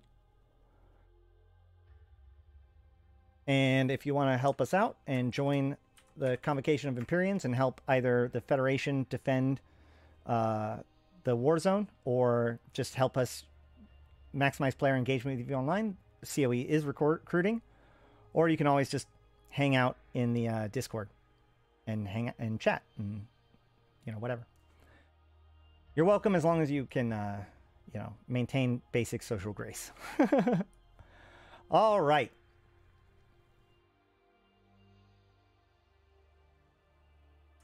Did you comment on Eve News today at the beginning? Yes. Yep. Scott, I did a reading and a commentary. Now the good news is that you should be able to rewind it if you want to, but also these videos remain public once they're finished. So you can always just go back and watch the whole thing.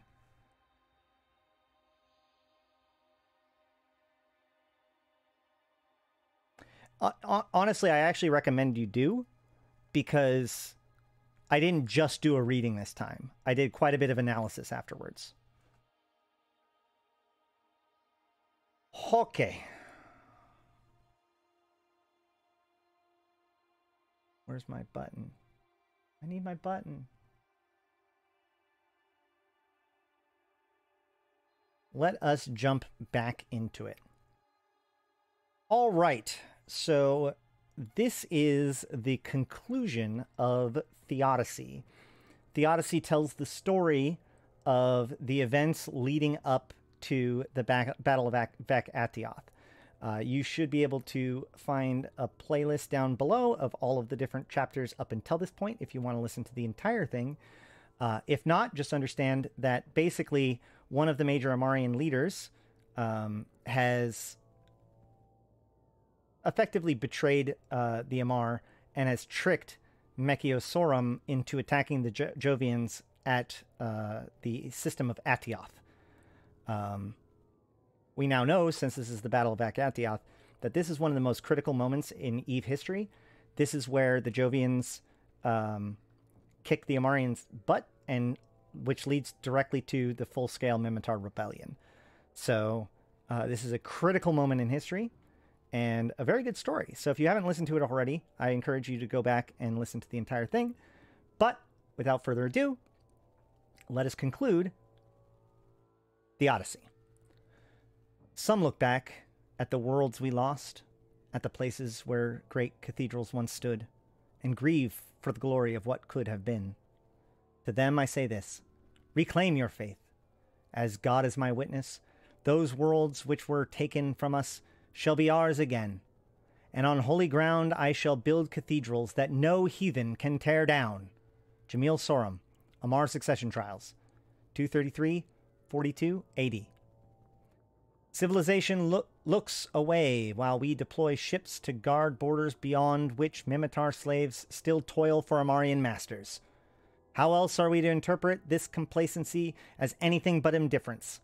How long are we to exercise restraint, in accordance to your definition of decency, while this evil is allowed to exist?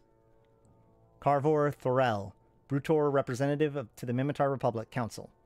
Concord Assembly, 233-43 AD.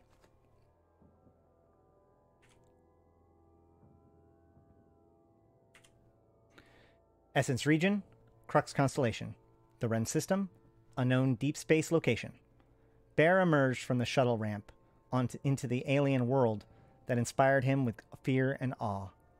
The massive cavern was a host to dozens of Jovian warships, suspended or perched in docking bays that reminded him of larvae inside of a great insect hive. Every structure had a distinctly organic appearance. There were no sharp angles or defined edges to any surface that he could see. If not for the pinpoints of navigation beacons and soft glow of idling ion engines, the vista would disappear into a darkish green labyrinth of endlessly spiraling curves and ridges. The entire base seemed to breathe as if it was one single living organism.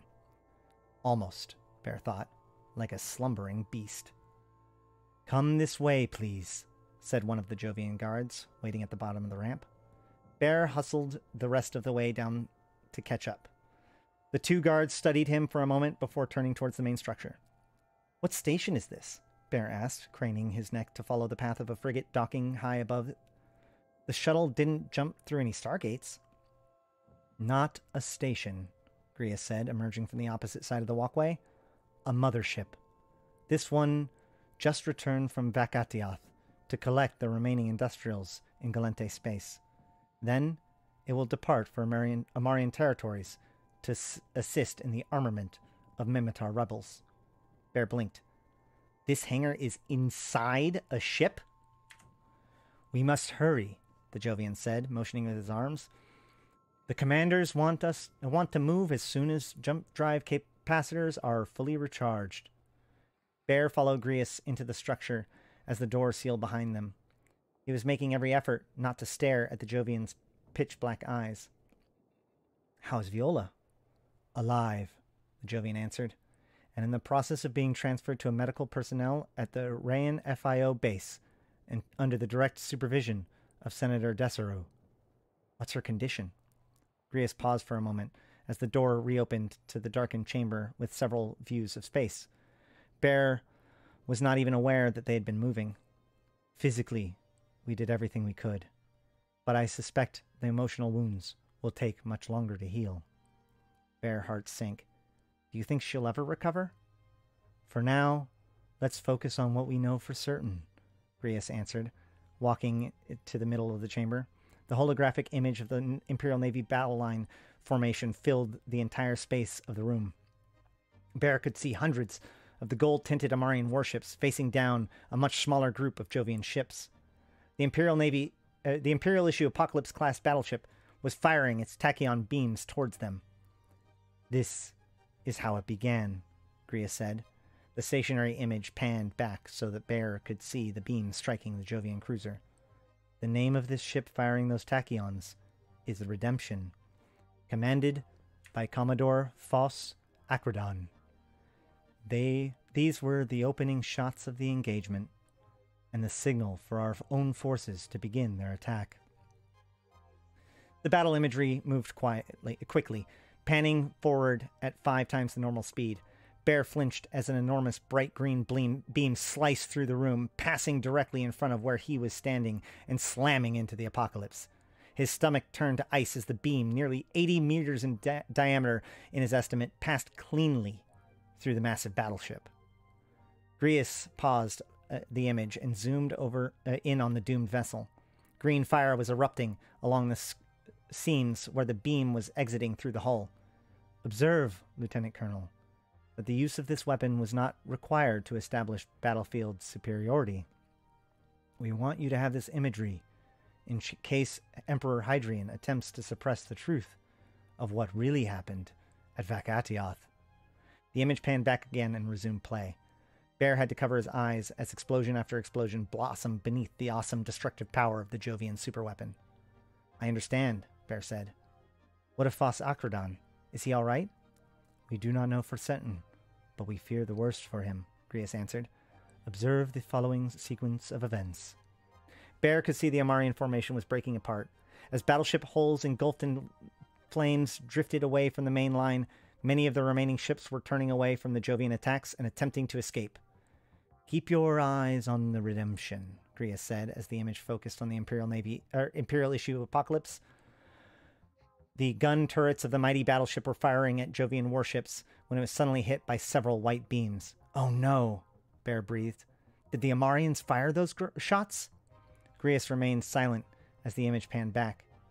Bear watched in horror as several Amarian warships turned against the Redemption, hitting the battleship from close range with multispectral laser fire.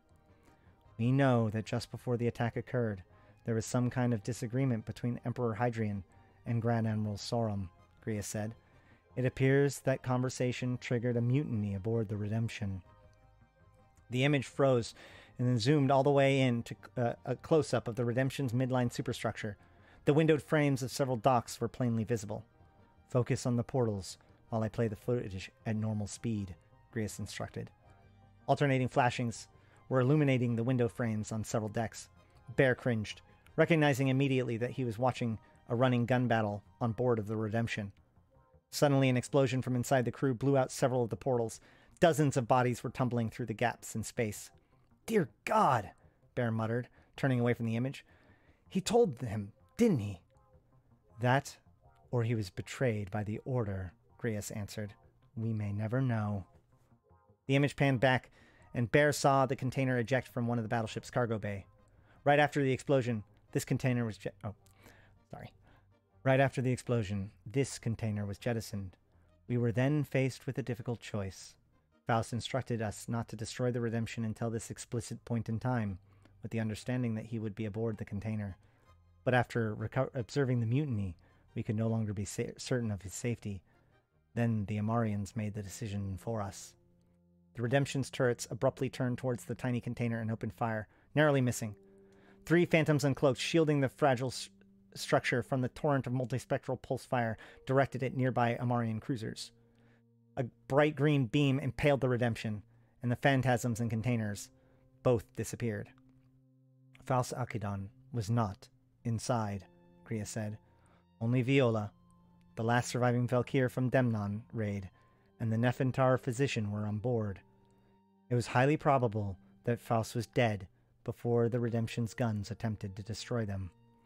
Bear shuddered at the Redemption's exploded in blinding flash, its shattered remnants hurtling through the murky atmosphere of the planet below. Who was the Nephentar on board? A medical practitioner named Lucien, one of Faust's most trusted servants. We are honoring his wish to be transferred to the Kazna system. He asked that you be given information on his whereabouts, with the condition that it not be shared with anyone. And the Valkyr? Currently in surgery to restore the use of his legs, Grius answered. We are in awe of his physical conditioning. Nothing else explains his survival, and I intend to monitor his recovery closely. Bear watched the final explosion of the epic battle, unable to deny his feeling pity for the Amarian crews as the brutal slaughter came to an end. The Jovian fleet flew back towards their deadly mothership, leaving behind a graveyard of charred wreckage, ominously set against the backdrop of distant nebula tinted the color of blood.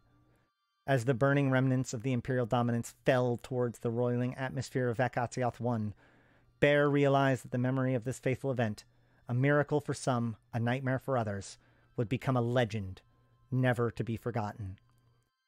We will keep you informed of the armaments operations progress, Grius said as the holographic imagery disappeared. The first rebellions are intended to draw the bulk of the Paladins' invasion forces away from the Horror system and scatter the divisions throughout the Empire. By then, the Mimitar's will be ready to take Iana back from the Amar, and we will lend our assistance in the rebuilding process if the remaining elders wish it.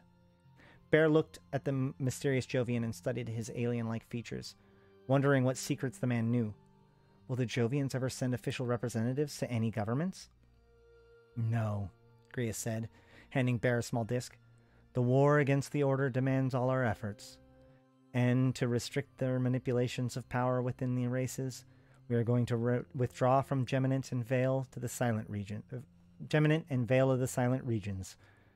Then we will destroy the Stargates, bridging faction space with our own. Bear was stunned. You're going to withdraw and destroy the gates? Amar's thirst for power is far too easy for the Order to exploit. This is the only way to remove that option from them, and to ensure that they can no longer use us in their schemes against you. But what is their motive? Bear asked. What do they want from us? Grius thought for a moment before answering. Their interests lie in reshaping the course of mankind according to their own design. Their design? Bear said, angered. Why not just conquer us outright by use of force? Because they desire for you to embrace them on your own free will, Grius replied. And they hope to accomplish this by forcing us into wars with each other? Bear scoffed. If need be, yes, Grius answered. Bear was deeply troubled by the answers Grius was giving him. But waging war against something so powerful? They are not without weakness. Kriya said. But for now, all we can do is work to thwart their efforts at operating within the empires as best we can. Bear turned his weary gaze towards one of the portals, staring into the endless expanse of space surrounding the colossal Jovian mothership. Evil with no boundaries, he murmured. From within and from without, everywhere and nowhere. How can we face this enemy without your help? By finding the strength to face the evil within first, Grius answered. And that's it. That's the entire Theodicy, guys. We did it. We made it. 189 pages, 7 chapters and a prologue and an epilogue. We are done. I really want to thank everybody who has made it through all of this. You know, make sure to like, comment, subscribe, all that sort of stuff. But also share this story with other people. I think that this is a really cool moment. A lot of places, you know, a lot of people know about the Battle of Vac-Athioth. Hold on. Battle of Vac-Athioth. I don't know how to spell it, even though it was just right there. There it is. So, you know, here is the Eve Universe portal thing about the Battle of Vac-Athioth. I thought, does it not have it? Oh. Well, yeah. Either way, this right here. Is it going to show it? No. Why not?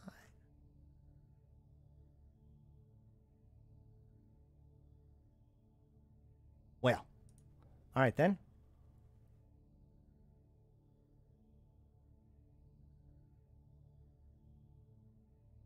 So this is the green laser of the Jovian weapon system destroying the Redemption, by the way. So, you know, the Battle of Vac-Athioth is probably one of the most famous moments in Eve history. It kicked off the Mimitar Rebellion. It was... I mean, it's in legend. You can actually go to Athioth and see the remains of the Battle of Vac-Athioth to this day, including the Jovian Observatory as it begins to decay from nanorot.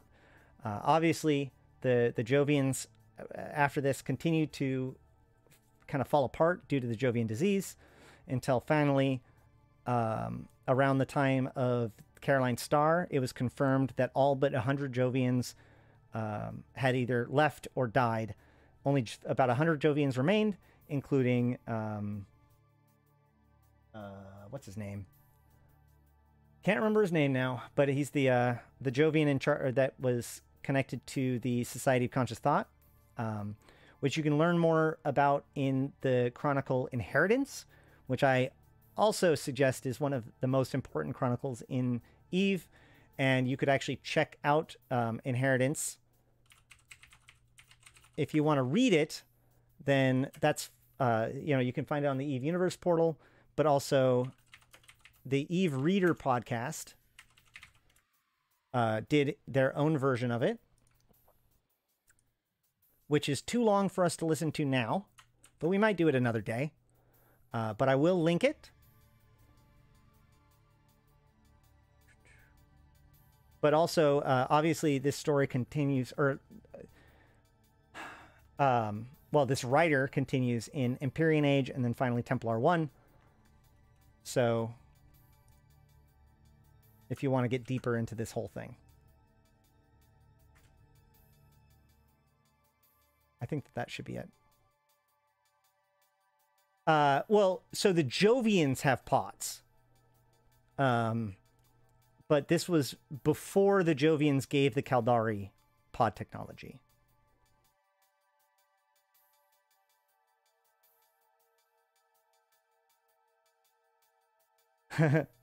Also, by the way, the Jove capsules did not have immortality built in, although they have their own systems for immortality, obviously, with their cloning systems. But the introduction of the TEBs, the transneural brain, whatever, scanners, the thing that allows us to scan our brains for the transfer of consciousness, that was actually added almost 100 years after the Jovians gave the pod to the capsules, or the pod to the Caldari, which of course triggered the introduction of proper capsuleers like us, and the rest, as they say, is history. So I do have other chronicles I've read on the Eve News or on my YouTubes if you like these kinds of things, and I'll continue to read them. If you have a chronicle or another Eve story that you would like me to read or prioritize to read like this, please mention it in the comments below. So we can get plenty of engagement, and people will, and YouTube will like my stuff. Speaking of which, make sure to like and subscribe if you haven't. It really, really, really does help. And you can always support the channel if you want to by joining my Patreon, becoming a member of the YouTube, picking out some merch for yourself or for a Christmas present. There's a lot of good ways. Or you can just join the Convocation of Empyreans and help us maximize player engagement with EVE Online, because that's the whole point of all of this, is to build a better EVE player base, because EVE is all about us as players, and therefore EVE is only as good as we are. So yes, this was long before YC1. This was like, I don't think it's 100 years before YC1, but I can't remember. Hold on.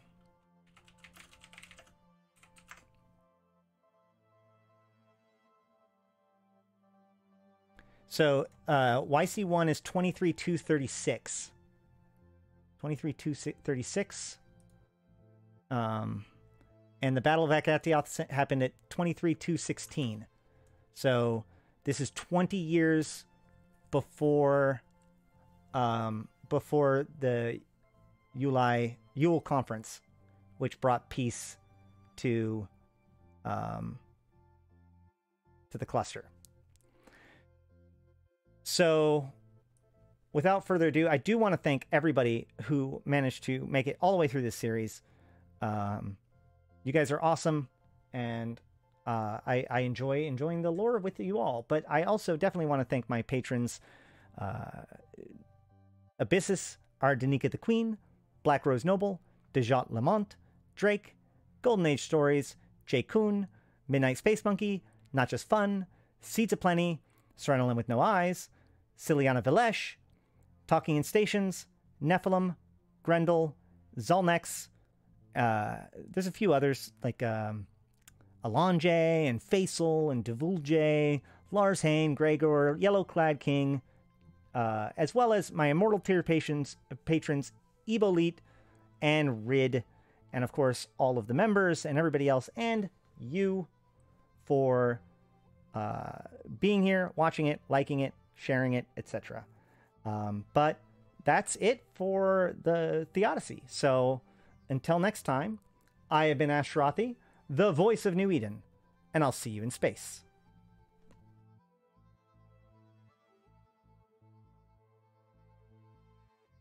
We did it, fam!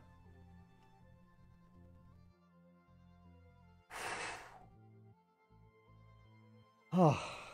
No, I'm not leaving yet. I've still got a little bit of time. Oh, well, I actually don't have that much time. But I do have a little bit of time. So, yeah. Thanks, guys.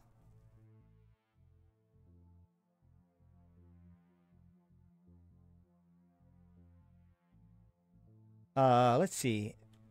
Is there anything else to discuss today? Does anybody else have anything that I should be talking about? The lazy one, do them chronologically.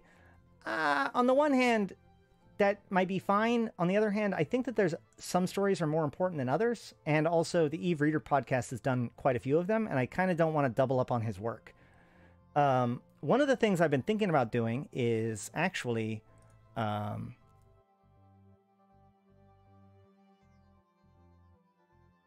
wait.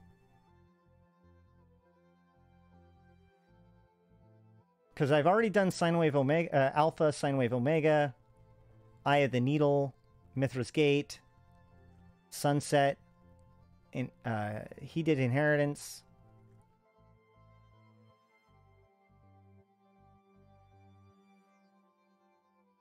So one of the chronicles that series that I've actually never read that I probably should.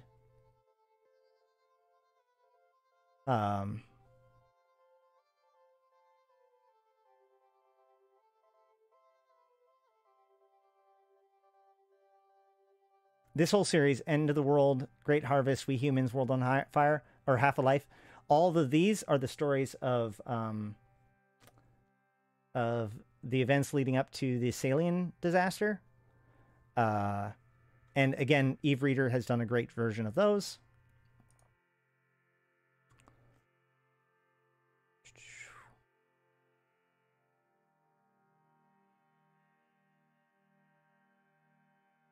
Here they are.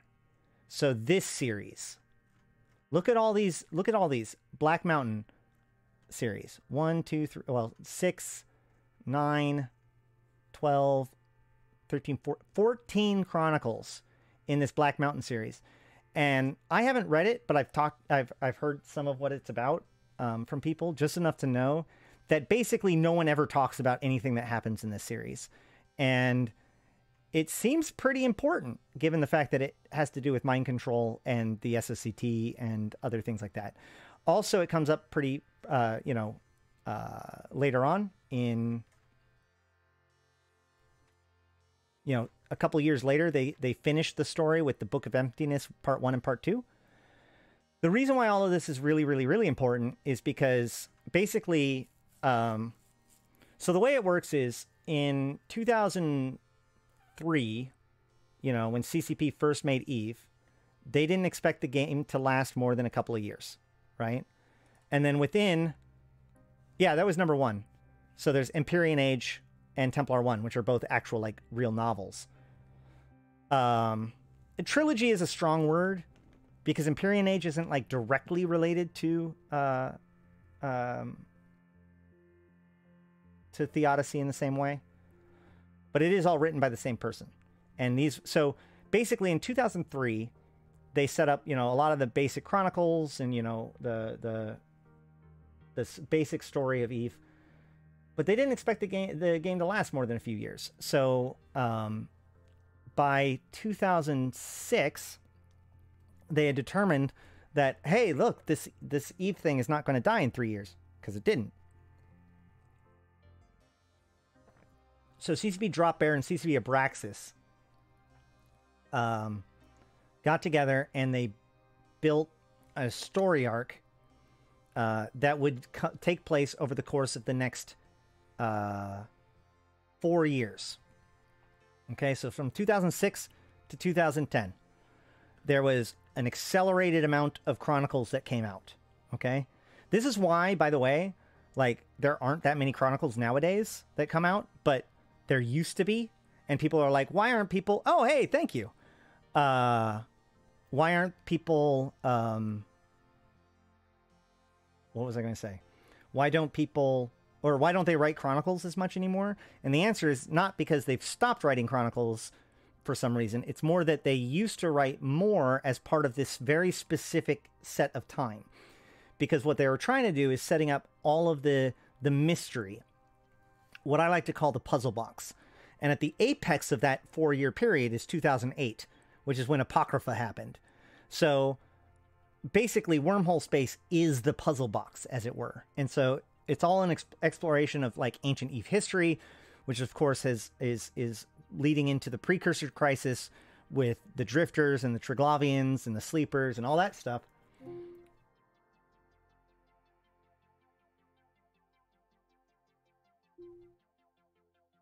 Alexa tried to hear me. I don't know that. Yeah. All right. So that set of chronicles, like, if you think about it, the chronicles that were put out in that time, I consider to be highly connected to the mystery, right? The mystery that's been unfolding for the last decade and a half now. So the point is that the Black Mountain and the Book of Emptiness was a big part of that, and yet no one ever talks about it. So that's probably one of the next things I want to explore. Would it be possible to post updates also on the YouTube community page? You know what? I've actually, my intent was to post less on Twitter and more on the YouTube community page. I was just thinking about that last night. I was supposed to do that, and then I forgot. But LM, thank you for reinforcing that. That just tells me that I was on the right track. Twitter is becoming increasingly weird anyways. So yeah, well, I'll be posting stuff on the YouTube community page for sure. Yep. Honestly, I didn't know that people were going to be looking at that in the same way. So that confirmation is really good. So make sure to check out my community page, and you know, whatnot. Also, I have put the highlighted version of all 4 of the chapters.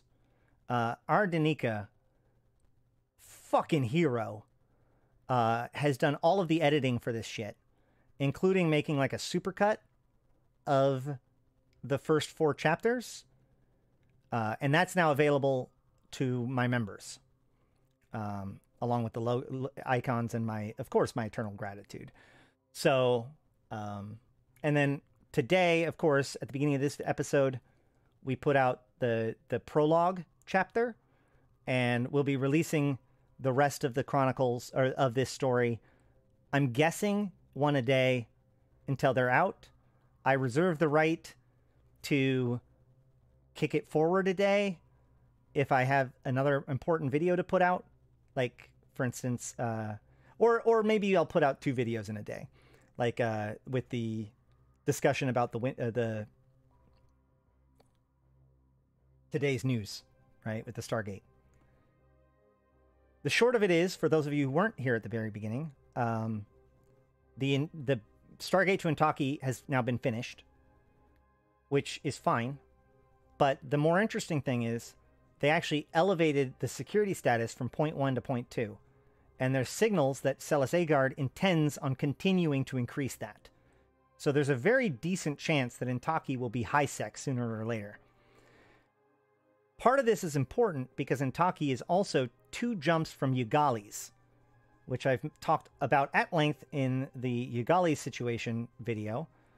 But the short of it is that I believe that all of this stuff involving the faction warfare stuff, not Athenoon, obviously. Athenoon was its own important. But the Intaki stuff in particular, it's all been about Ugalis, okay? And I really think that Ugalis is going to be part of the next chapter of the story, which will lead us directly into the shooter. The Ugalis plot is basically primed to be the inciting incident for the shooter, escalation. So that's worth keeping an eye on.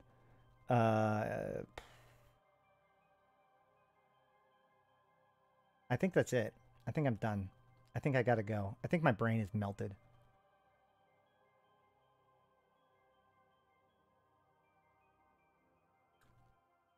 Message now or forever hold your peace if there's something else if you have any questions, comments, or concerns.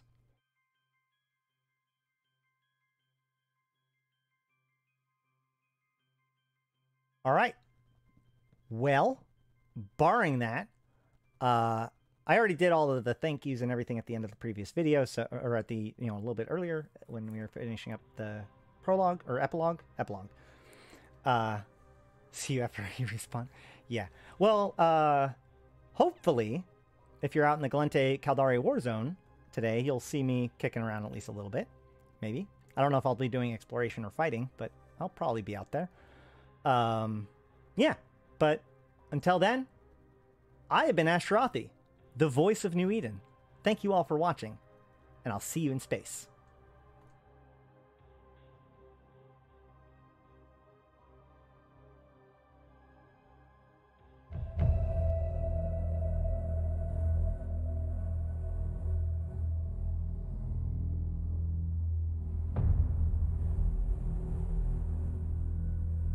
I'm going to play one final ad. Wahaha!